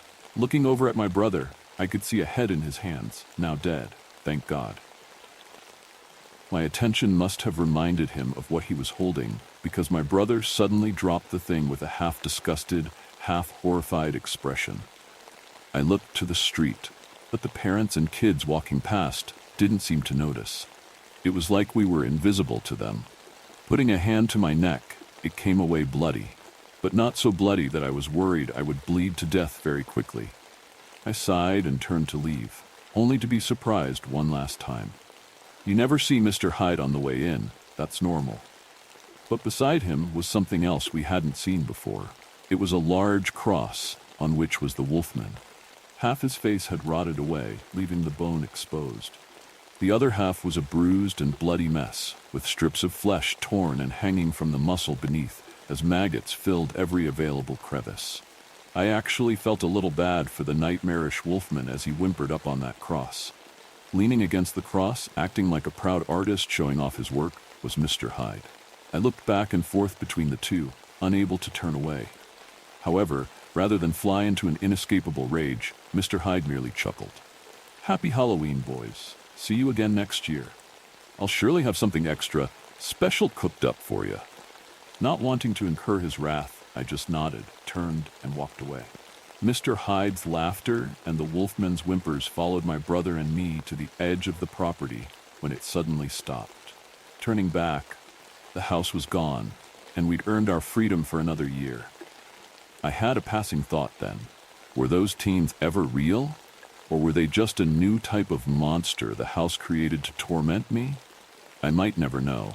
Then again, maybe I don't want to know, since we were directly responsible for the deaths of 2 or 3 of them. Or perhaps they were already dead. I suppose it's best to let it go, especially now that my time has grown short and I'm facing yet another haunted house run in my near future. In a few short days, I'll have to return to that house and survive another of its twisted, cruel survival games. Wish me luck. And maybe a year from now, when the trauma has settled a bit, I'll get back to you with another story of how we survived. Or maybe not. After all, my luck can only hold out so long, right? That was just the beginning. Now brace yourself for what's coming next. Parasite, I never used to be like this. My name's Alex, and if I'm being honest, I've never been one of those guys people would call the life of the party. I wasn't great at making friends, didn't go out much, and I've been single for as long as I can remember. But I was normal, you know? Quiet, maybe, but normal. I held down a job, kept to myself. People at work thought I was weird, I guess, kept their distance. But it didn't bother me. I liked being on my own. I didn't need anyone. But lately, something's been happening. Something I can't explain. And I'm starting to wonder if being alone is the reason why.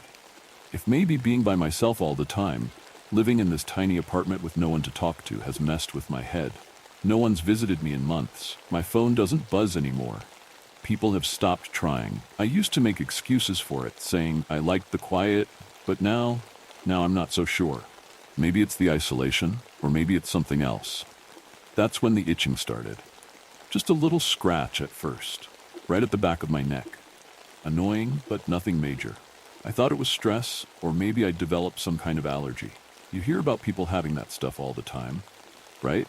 It wasn't until the itching turned into something more that I realized this wasn't normal. I can't pinpoint exactly when things shifted. Maybe it was gradual and I just wasn't paying attention, or maybe it happened all at once, like flipping a switch in my head. But I felt something under my skin. At first, I thought I was crazy, but the more I felt it, the more I scratched, I knew something was there. Growing. Moving. I'm not crazy. At least, I don't think I am. It's hard to explain to anyone who doesn't know what it's like to feel your own body turning against you, to feel something alive under your skin. Some days, I think it's all in my head. Other days, I'm certain it's real. But no one else would believe me. Why would they? I barely believe myself sometimes. I tried looking it up online, trying to figure out if this was some kind of disease or infection.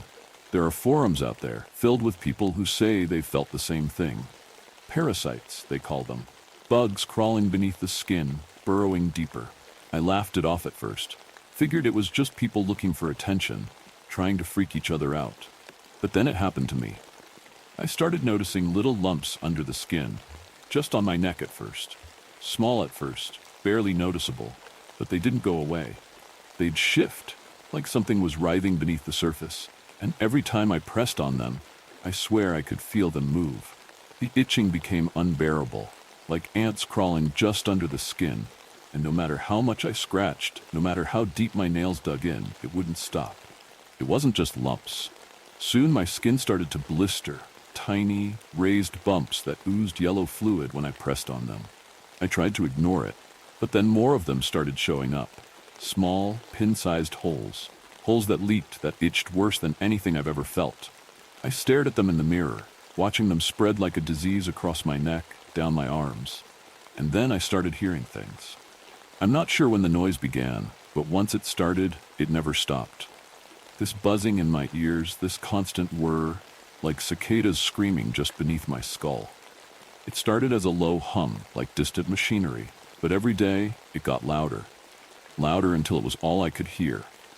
It's like their wings are brushing the inside of my brain, rattling my thoughts, eating away at my sanity. I thought maybe it was tinnitus, but this isn't like any ringing I've heard before. It feels alive, almost like they're inside me.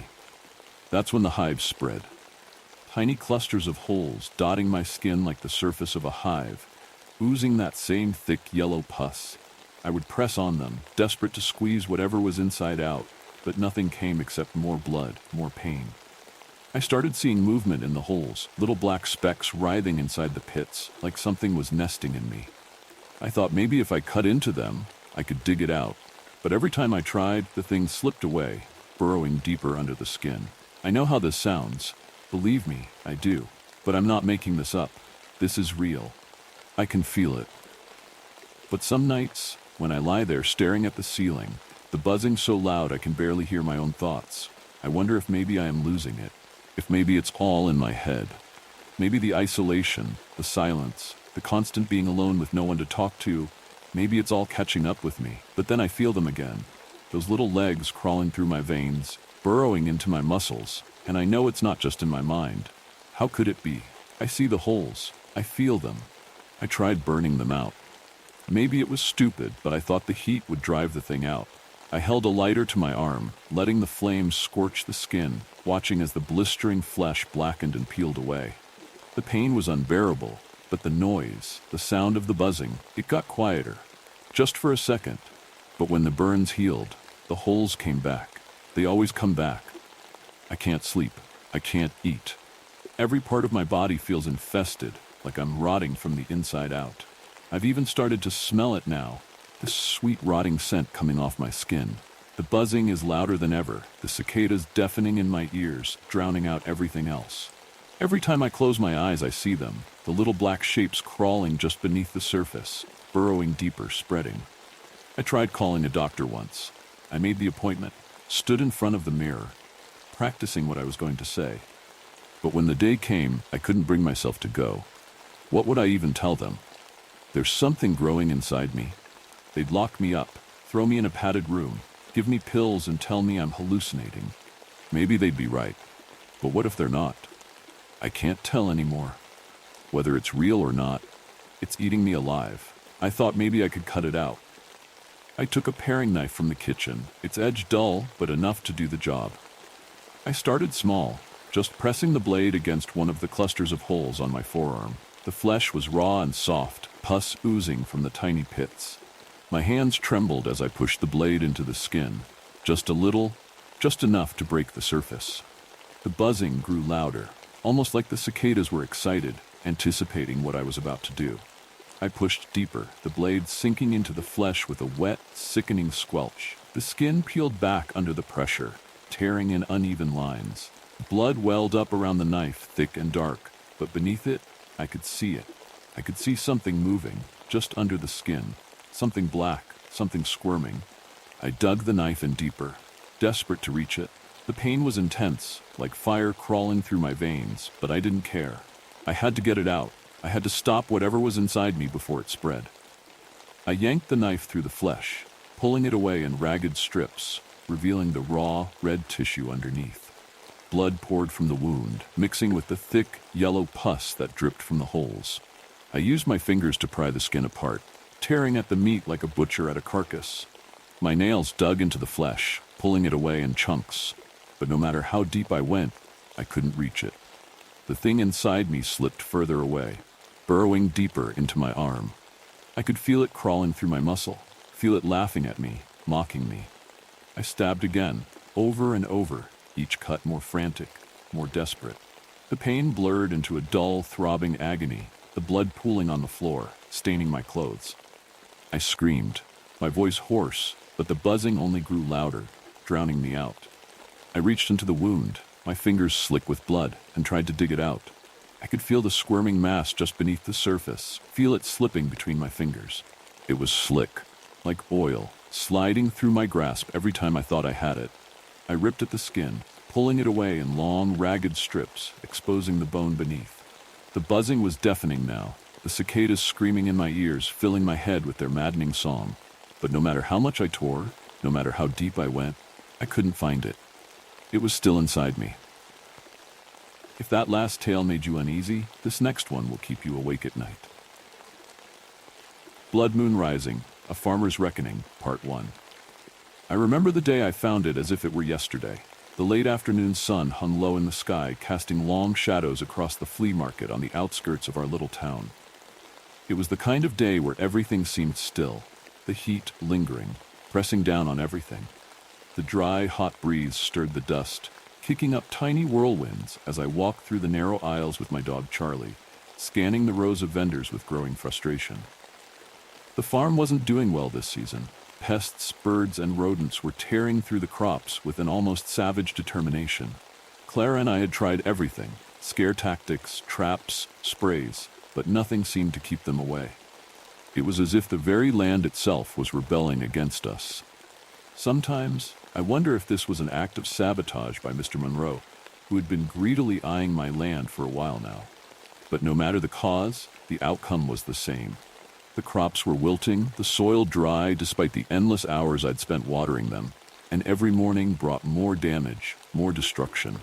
The farm was struggling, and so were we.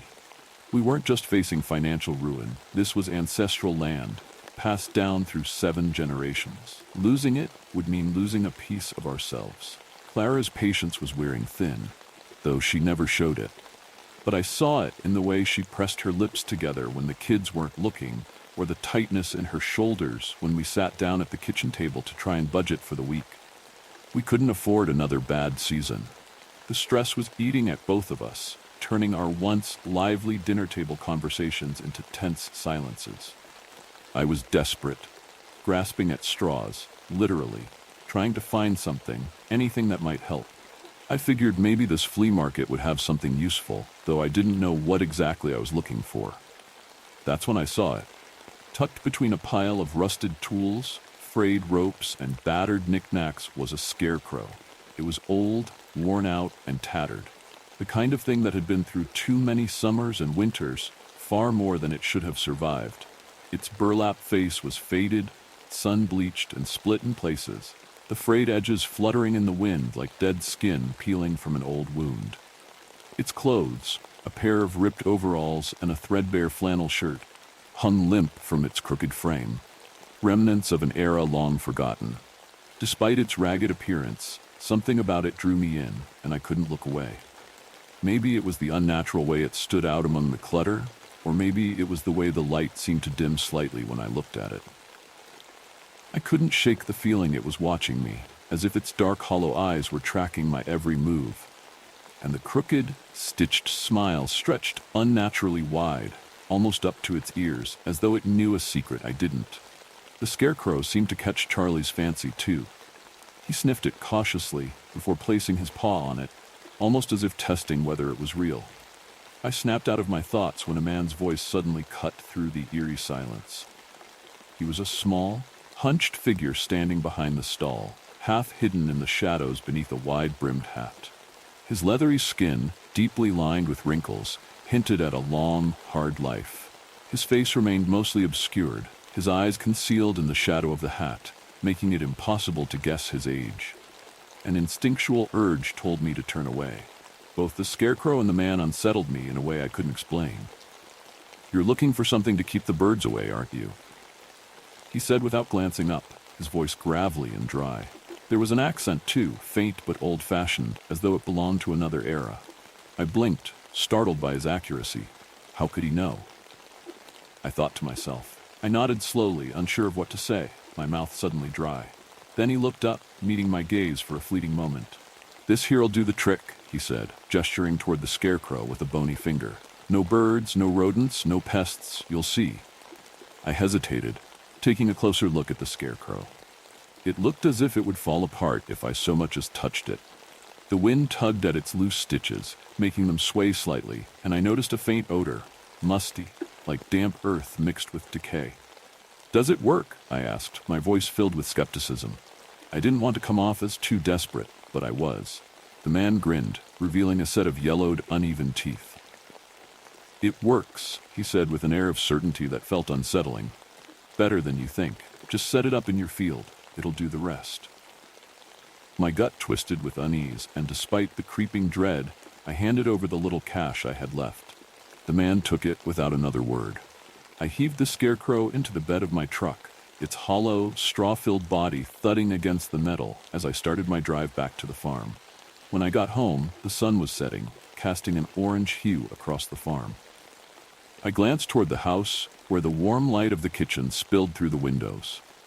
Clara was inside, cooking dinner, while the kids helped her set the table. The smell of roasting chicken wafted into the air. Charlie and I were immediately greeted by Sir Sunrise, a rooster, who quietly came and perched himself on the back of the truck as I parked near the front porch. He observed in silence as I unloaded the scarecrow. Sir Sunrise earned his name from my 8-year-old son, Luke, thanks to his remarkable habit of crowing at exactly 6 a.m. every morning. It didn't matter if it was pouring rain, the middle of winter, or a cloudy morning when the sun didn't show, he always knew when it was time.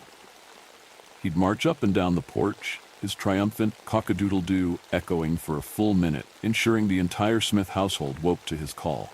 Oddly enough, that was the only time he ever crowed, even though he spent the rest of the day busily wandering the farm. Even stranger was the quiet, almost unspoken friendship he shared with Charlie. The two seemed to enjoy each other's company in a way that always surprised me. I hoisted the scarecrow onto my shoulders and made my way toward the field. The crops swayed in the soft evening breeze, rows of corn and wheat stretching out before me like sentinels. I chose a spot right in the middle, far enough from the house, but close enough that I could still watch it from the upstairs window. I attached the scarecrow to a wooden pole that was already planted deep in the soil. It stood crooked and eerie, its burlap face staring blankly at the sky. Sir Sunrise inaugurated the new addition in the field by performing a couple of customary laps around the pole before taking off, with Charlie eagerly chasing after him. My eyes, however, drifted toward Mr. Monroe's factory in the distance. For years he had been acquiring land from my neighbors and was determined to buy my property as well. He wasn't pleased when I turned him down. Ever since then, my farm has suffered. My crops have been constantly under attack, making me wonder if he was in any way involved. But without proof, all I could do was continue my work and hope things would eventually turn around. I took one last look at the scarecrow before walking back home to join my wife and kids for dinner. That night, sleep didn't come easily. I tossed and turned, my mind replaying the image of the scarecrow in the field, motionless, seemingly unthreatening, yet somehow menacing.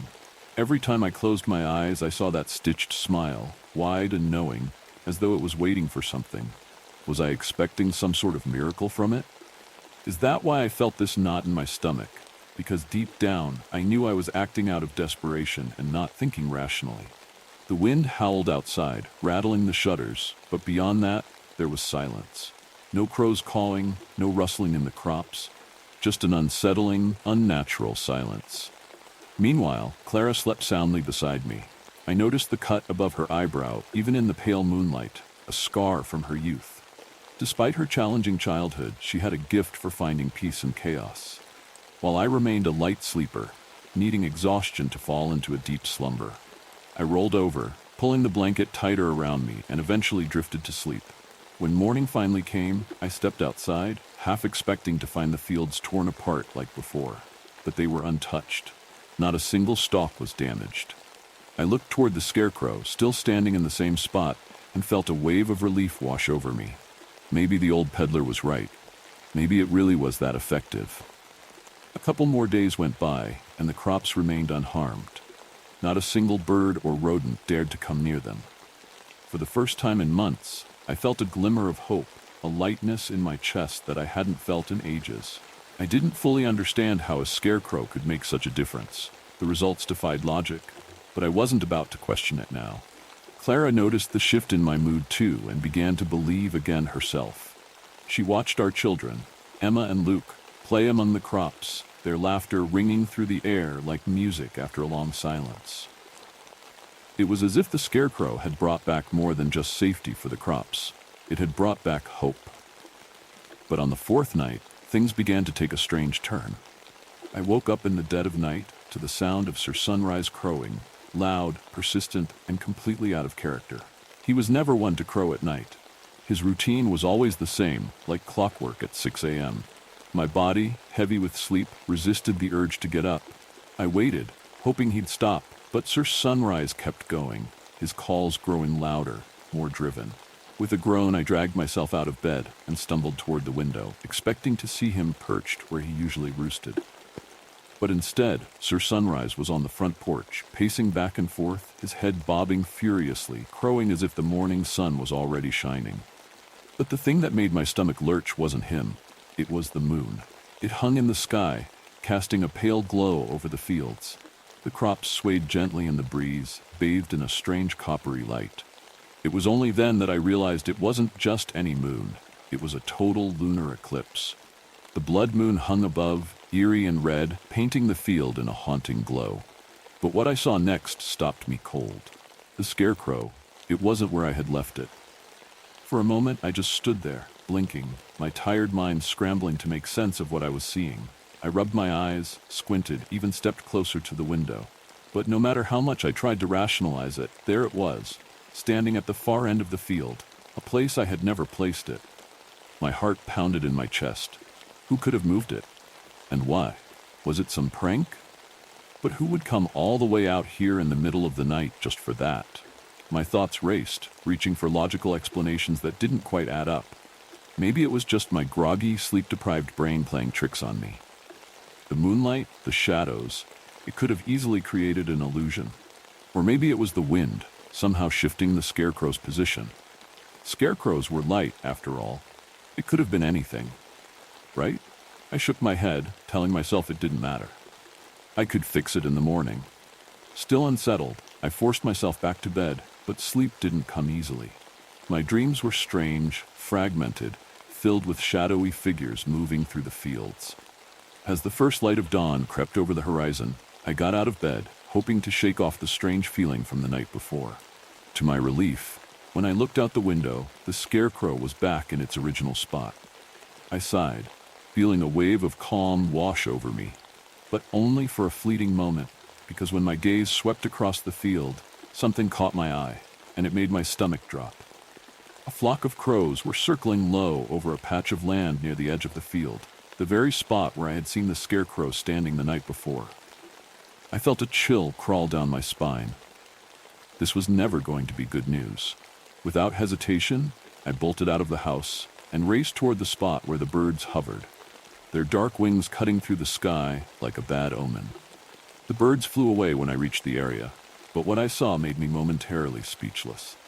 Scattered among the crops were dead animals, birds, rodents, frogs, and other small creatures. They weren't just randomly lying there either. Their bodies were arranged in peculiar, almost ritualistic patterns. Circles, spirals, rows, shapes that made my skin crawl. And the worst part? Straw. Pieces of straw, like the kind stuffed inside the scarecrow, were strewn around the animals, as if linking them to the figure that now loomed in the field. I knelt down, my fingers brushing over the straw. At first, I wanted to believe it was a predator, some animal playing tricks, a fox or wild dog arranging its kills. But that thought quickly crumbled. The arrangement of the bodies was too precise, too deliberate. It felt wrong. Could this be Mr. Monroe's doing? Another twisted attempt by him to sabotage my farm? Before I could even finish the thought, Clara's voice echoed across the field, her tone sounding nervous and urgent. I looked up and saw her in the distance, standing on the front porch, her posture tense as though trying to intervene before something happened. But the thick rows of crops blocked my view, making it impossible to see what had her so panicked. I set off again, this time heading back toward the entrance of my own house. As I got closer, the menacing growl of Charlie pierced the air. When I pushed through the last of the crops, I saw him engaged in a tense standoff, his fur matted and streaked with blood, growling fiercely at Sir Sunrise. The rooster was badly injured, his feathers in disarray and blood dripping onto the ground. He wobbled, struggling to stay upright, yet remained defiant, determined to hold his ground in the fight. But Charlie wasn't finished. Before I could intervene, he lunged at the rooster, clamping down on his throat with his teeth. With a violent shake of his head, I heard the sickening snap of bone. Charlie finally released him, and the lifeless body dropped to the ground. Horror washed over me as blood pooled around the carcass.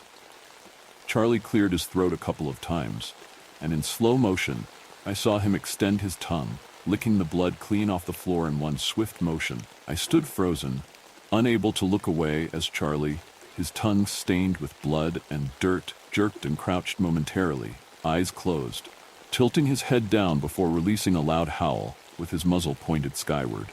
He then darted off into the field before I could pin him down. I chased after him, but it was clear he wasn't interested in being found. I expected he would eventually find his way back home, though I wasn't sure what I would do with him upon his return. I had never seen him behave this way before. I struggled to piece together the events of the morning, wondering if there could be any correlation to last night. Deep down, I couldn't ignore the gnawing suspicion forming in my gut. This all began the moment I brought that scarecrow home.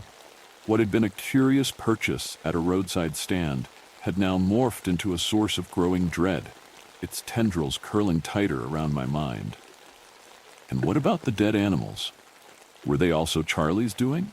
I had no clear answers, and I reluctantly glanced at the scarecrow perfectly positioned in the middle of the field. The smile stretching across its face stirred an uneasy feeling in me.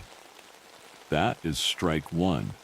Patrick, a voice echoed in my head at that very moment. And for the first time, I considered getting rid of it. But as I looked at the crops around me, I was quietly taken aback by the risks I was willing to accept. Finally gathering my composure, I dealt with the dead animals, burying them one by one in haste before Clara could notice. She was already upset about Sir Sunrise and had spent the day looking for Charlie, convinced they had a falling out. Her suspicions were not yet on the scarecrow, and I hoped to keep it that way. Still, I forced myself to focus on the positives. The crops were thriving, better than ever, in fact. The rows were thick with green, healthy stalks, and the vegetables were coming in larger than expected. My family was on track to recoup our losses, and hopefully that would put us in a better financial position than we had been in years. But that night, as the wind whistled through the trees and rustled the leaves, I couldn't shake the feeling that something was wrong. Something was out there, watching us. The scarecrow was more than just straw and cloth, and I could feel that deep in my bones.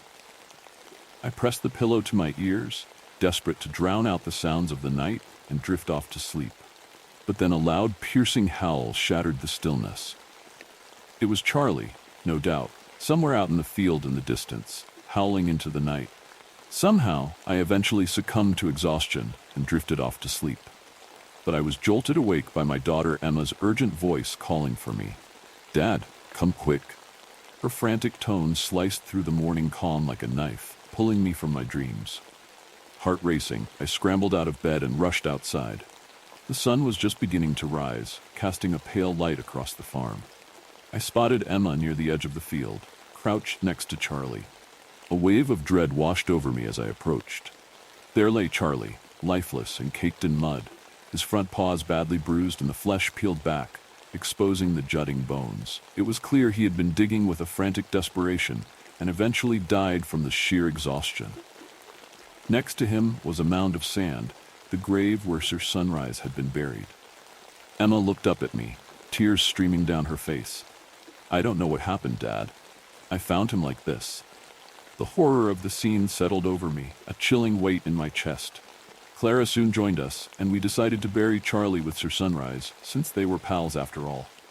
Once everybody went back inside, I ventured into the field, holding a shovel in my hand, wondering what else I might uncover. As I walked through the field, I noticed small mounds of earth scattered around, like hastily made burial sites. It was all too clear now what Charlie had been doing throughout the night. With a shovel, I dug into one of the mounds and uncovered a dead pigeon. Another revealed a large rodent. The field was littered with these makeshift graves, and I couldn't even guess how many there were. When I turned, my stomach clenched. Luke was standing there, his face pale, eyes wide with fear. "What's going on, Dad?" he asked, his voice trembling with confusion as he looked around. I forced a smile, kneeling down and placing my hands gently on his shoulders. "Nothing to worry about, buddy," I said, keeping my tone calm. "Charlie was just being Charlie. We'll take care of it." For the next 15 minutes, I tried to reassure him, telling him he had to be strong, that growing up meant taking responsibility and knowing when to keep things to himself. "You're a man now," I said, "and sometimes we do what we have to protect the family. Don't mention this to Clara or Emma, okay? They're already worried enough." Luke nodded, but the unease in his eyes was hard to miss. I hated myself for what I was doing, gaslighting my own son, but with the harvest only a couple of weeks away, I had no choice. The farm had to come first. As Luke slowly made his way back to the house, I glanced toward Mr. Monroe's property in the distance and then back at the scarecrow. I felt a lump form in my throat. "That's strike two, Patrick," I muttered to myself. I knew I couldn't handle another incident like this. If anything else happened, I'd have to start thinking seriously about other contingencies. Time was running out. The next couple of days thankfully passed without incident, and I found myself heaving a huge sigh of relief. The crops were coming along nicely, healthy, green, and thriving, just as they should be. It felt like everything was finally back on track. The only thing that bothered me was a black van I'd occasionally spot while working in the field. Sometimes I'd catch it parked at a distance, just sitting there. Other times, the van would pass by slowly, as if snooping around and keeping an eye on the field. Whenever I tried to approach it, though, it would speed off before I could get close. Aside from that, everything remained quiet and peaceful. Yet that calm did little to ease the tension gnawing at me. I kept waiting for something to go wrong, making sleep nearly impossible over the past few days. That night, as I lay in bed, a flicker of light caught my attention, a strange, unnatural glow spreading across the field, casting an eerie shimmer over the crops through the window. Quietly, I slid out of bed, careful not to wake Clara.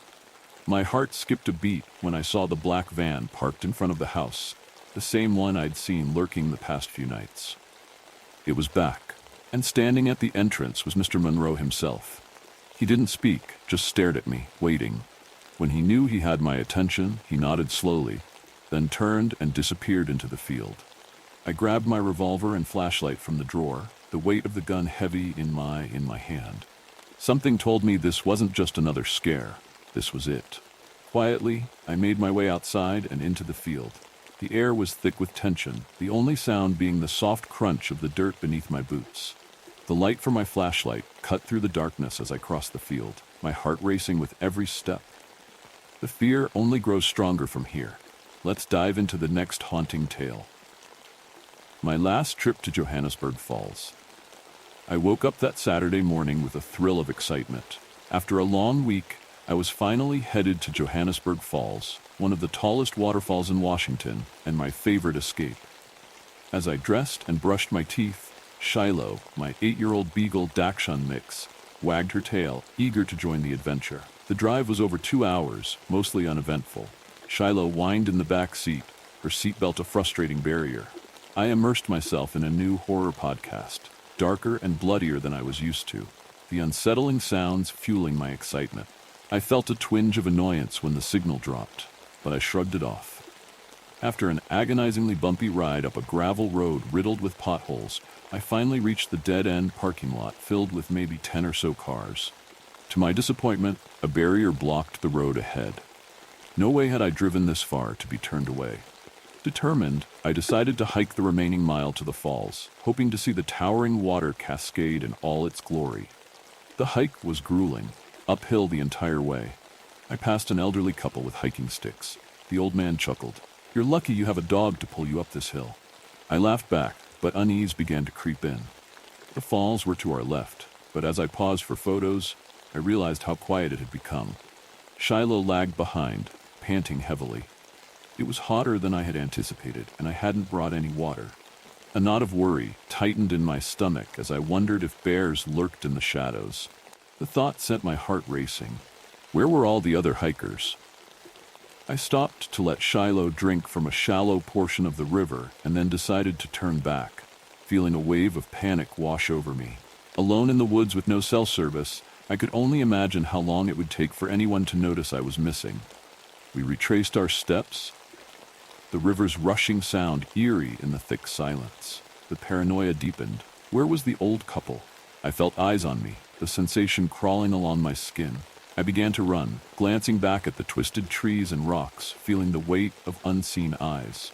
Finally, I rounded the curve and skidded to a halt. Not a single car was in the parking lot. My heart raced as confusion turned to dread. Had I lost my way? I pressed on, hoping to find someone, anyone. We hiked another mile down the hill, but the oppressive silence gnawed at my sanity. Shiloh seemed oblivious, just panting from the heat, but I felt something was terribly wrong. I turned back towards the river to let Shiloh drink again. The cold water was a brief relief, but I was haunted by the emptiness surrounding us. I looked at my phone. 1:30 p.m. I had parked hours ago. That couldn't be right. I felt the weight of the forest pressing in, silence swallowing the world around me. I started up the hill, but everything felt off, as if reality had shifted. The river next to me murmured unnaturally, and fear twisted in my gut. I ran. When I reached the top, my breath hitched in my throat. There was no one there. Panic clawed at my chest. I dashed into the women's restroom, taking Shiloh with me. Locking the door, I tried to catch my breath. My phone still read 1:30. I checked my photos' timestamps. 1 p.m. Time had warped. The bathroom felt suffocating, the air thick and stale, wrapping around me like a heavy shroud. I could hear the faint echo of Shiloh's growls, a low rumble of instinctual fear that resonated in the stillness. My heart raced, and an unshakable dread crawled up my spine, prickling my skin as if unseen eyes were probing the dim corners of the room. I turned slowly, scanning the cramped space. The fluorescent light flickered, casting shadows that danced unnaturally on the walls. In that moment, a chill gripped me, a premonition of something lurking just beyond the thin barrier of the door. I hesitated, my breath hitching in my throat. I opened the door ever so slightly and my blood ran cold. A figure loomed just outside the door, impossibly tall and unnervingly thin. Its limbs were grotesquely elongated, each joint twisted and gnarled in ways that defied human anatomy. The darkness around it seemed to warp and shudder, as if reality struggled to contain its presence. Burning yellow eyes pierced through the dim light, fixated on me with a predatory intensity. Those eyes, soulless and ancient, held a dreadful promise, as if they could see through to the very essence of my being. The edges of its form flickered like a mirage, bending the light around it in a way that made my mind ache. I opened my mouth to scream, but the sound froze in my throat, smothered by the weight of terror that pressed down on me. It was as if the very air had thickened, swallowing my voice. Shiloh's growl escalated into frantic barks, her fur bristling like a warning signal. I felt the primal instinct to flee, but my legs felt rooted to the ground. In a desperate rush, I slammed the door shut, fumbling with the lock as my hands trembled violently. The metal felt cold against my fingers, a stark contrast to the heat of my racing heart. I backed into the corner, my breaths coming in shallow gasps, tears streaming down my face as I silently sobbed. Each second stretched into eternity, time becoming a cruel joke as I listened to Shiloh's barking reverberate off the walls. A fierce but futile attempt to ward off the darkness. My mind raced with horrifying possibilities. What if it follows me inside? What if it could slip through the cracks of reality? I pressed myself against the wall, feeling the cool tiles against my back, a fragile barrier between me and the unknown. The silence outside felt oppressive, heavy with anticipation. I strained to hear, but all I could sense was the weight of something waiting, watching, lurking just beyond my door. I could almost feel its breath, hot and rancid, ghosting over the threshold. My heart pounded, each beat echoing in my ears like a death knell. I didn't know if it was still out there, waiting for the moment I dared to move, or if it had simply vanished into the shadows, plotting its next move. The dread coiled tighter and I squeezed my eyes shut, hoping that when I opened them again, it would all be gone. But the terror remained, a living thing, and I was just a trapped animal, waiting for whatever horror awaited me. At some point, I lost consciousness. I jolted awake to loud knocking. "Hello? Is anyone in here?" A woman's voice called. I stood shakily, glancing at my phone. 6:30 p.m. What happened? I opened the door a crack. Outside stood a middle-aged woman with a frown. I stepped out, my heart pounding. Dozens of hikers surrounded me. The sun hanging low in the sky, the air cooler. I stumbled down the hill, bewildered. The curve loomed ahead, the one that had led to my car. I ducked under the barrier, dread pooling in my stomach. There it was, my car just as I had left it. Sobbing, I hurriedly put Shiloh in the back seat and sped down the mountain, potholes be damned. When I finally got service, I called my fiancé. "Where have you been?" he asked, concern lacing his voice. "You've been gone for like 6 hours." Tears streamed down my face as I promised to be home soon. That night, I collapsed into bed, exhausted and haunted. I still don't understand what happened at Johannesburg Falls. The image of that figure haunts my dreams. I fear I may never return to that place, or to the shadows that lurk just beyond the light. You might think you've heard it all, but this next story will make you question everything. The Night Psalm of Mami Wata. In the heart of Africa, among its great rivers and hidden coves, there are tales older than time itself. Stories passed down through generations, whispered under the stars, sung in quiet hymns. One such story is about Mami Wata, the water spirit, a mysterious creature that some call a mermaid, while others say she is something far older and far darker. Her name sends shivers down the spines of elders and children alike, and the more they tell her tale, the more fear seeps into their words. This is not just a story about her. This is a story about the night I met her. My name is Olumide, though everyone calls me Lumi. I grew up in a small village in southern Nigeria, not far from the banks of the Ogun River. My mother used to tell me stories of the river spirits, specifically about Mami Wata.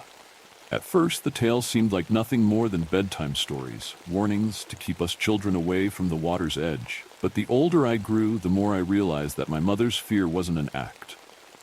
One summer, just after my 16th birthday, something strange happened in our village. A drought like no other took hold. The river, once the lifeblood of our community, began to shrink. The fish disappeared, the crops withered, and the elders convened, muttering about forgotten traditions and angry spirits. There was a tension in the air, thick as the heat that pressed down on us. The river wasn't just a source of water. It was home to powers older than anyone alive could remember. The drought stretched on for months. Desperation began to creep into every corner of the village. People whispered that Mami Wata was angry, that we had forgotten our place, our reverence for the river and the spirits that lived in it. My mother, a devout woman, began performing rituals she hadn't done since I was a child, leaving offerings of kola nuts and fresh water at the river's edge, pleading with the unseen forces for mercy. But nothing changed. The river kept drying up, and then the disappearances began. It was my friend Ade, the first to go missing. He was like a brother to me, always daring and full of life. We'd grown up together, sharing the same dusty roads and riverbanks. Ade had been restless during the drought, and when the elders forbade us from going near the river after dark, he only laughed. "These are just stories, Lumi," he said one evening as the sun set, casting long shadows over the parched land. "Mami Wada, river spirits, it's all nonsense. You really believe in that?" "I don't know," I admitted, uneasy, "but something doesn't feel right." Ada grinned, his dark eyes glinting with mischief. "Let's go find out then." I should have said no. I should have told him to stay away from the water, to respect the warnings of the elders. But there was something in his voice, something that made me curious too. That night, under the cover of darkness, we snuck out of our homes and made our way to the riverbank. The water was low, almost a trickle, but the moonlight made it shimmer like silver. We sat in silence for a while, listening to the wind rustling through the reeds. The air was thick with the scent of damp earth and decay, and for the first time I noticed how quiet it was. No frogs croaking, no crickets chirping, just an eerie stillness that made my skin crawl. "See? Nothing," Ade said, standing up and tossing a rock into the water. It made a hollow splash. "Mami Wada? Just stories." But then I heard it. A song, soft at first, barely audible over the wind. But it grew, a lilting melody that seemed to rise from the very heart of the river. It was beautiful, hypnotic, and it wrapped around me like a comforting blanket, pulling me in. Ade heard it too. His smile faltered, and he looked toward the water with wide eyes. What is that?" he whispered. Before I could answer, something moved in the water. A shape. Slender, graceful, rising from the depths. I wanted to run, to scream, but I couldn't move. My feet felt rooted to the earth, my body frozen in place. The song grew louder, more haunting, and the figure became clearer.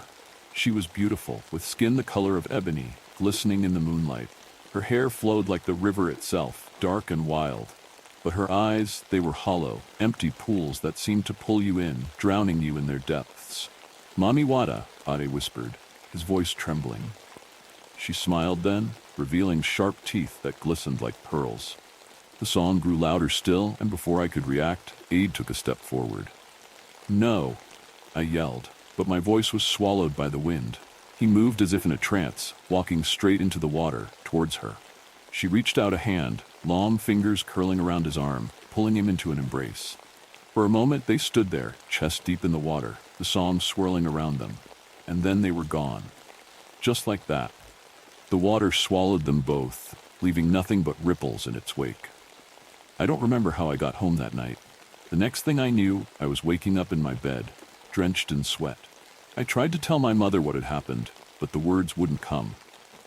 She knew something was wrong, though. She could see it in my eyes.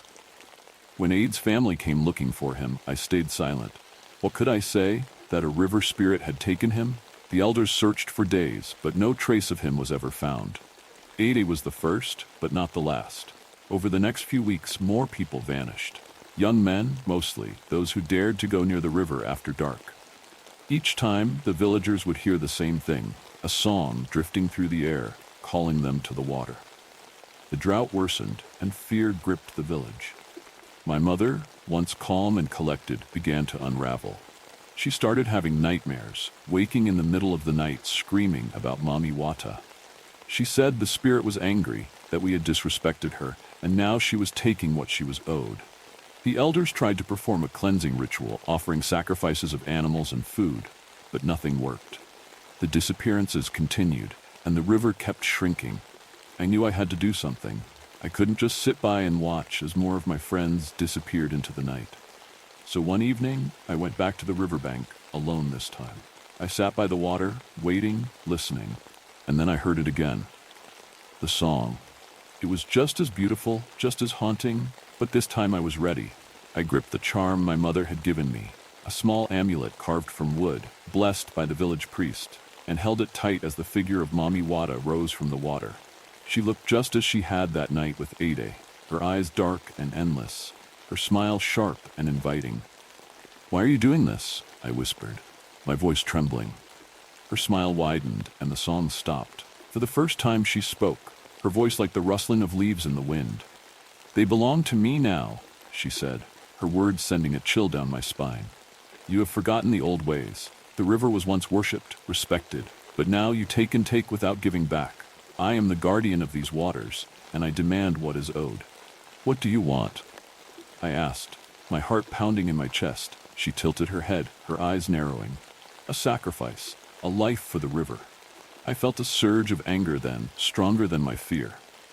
We've given you enough, I shouted. You've taken so many already. She laughed, a sound like breaking glass. Not enough. Not yet. Before I could say anything else, she lunged at me, her hands reaching for my throat. I stumbled back, raising the amulet in front of me. She hissed, recoiling from the charm, her face twisting in rage. You cannot stop me, child, she snarled, her voice dripping with malice. The river will run dry and your people will perish. Unless what?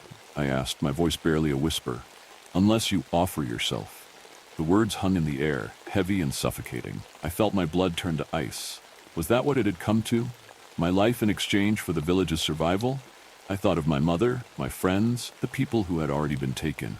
I knew what I had to do. Slowly I stepped forward, lowering the amulet. Mami Wada's eyes gleamed with triumph as she extended her hand, waiting for me to take it. But just as my fingers brushed hers, I heard a voice that wasn't hers. Lumi, stop. I turned to see my mother standing at the edge of the river, her face pale and drawn.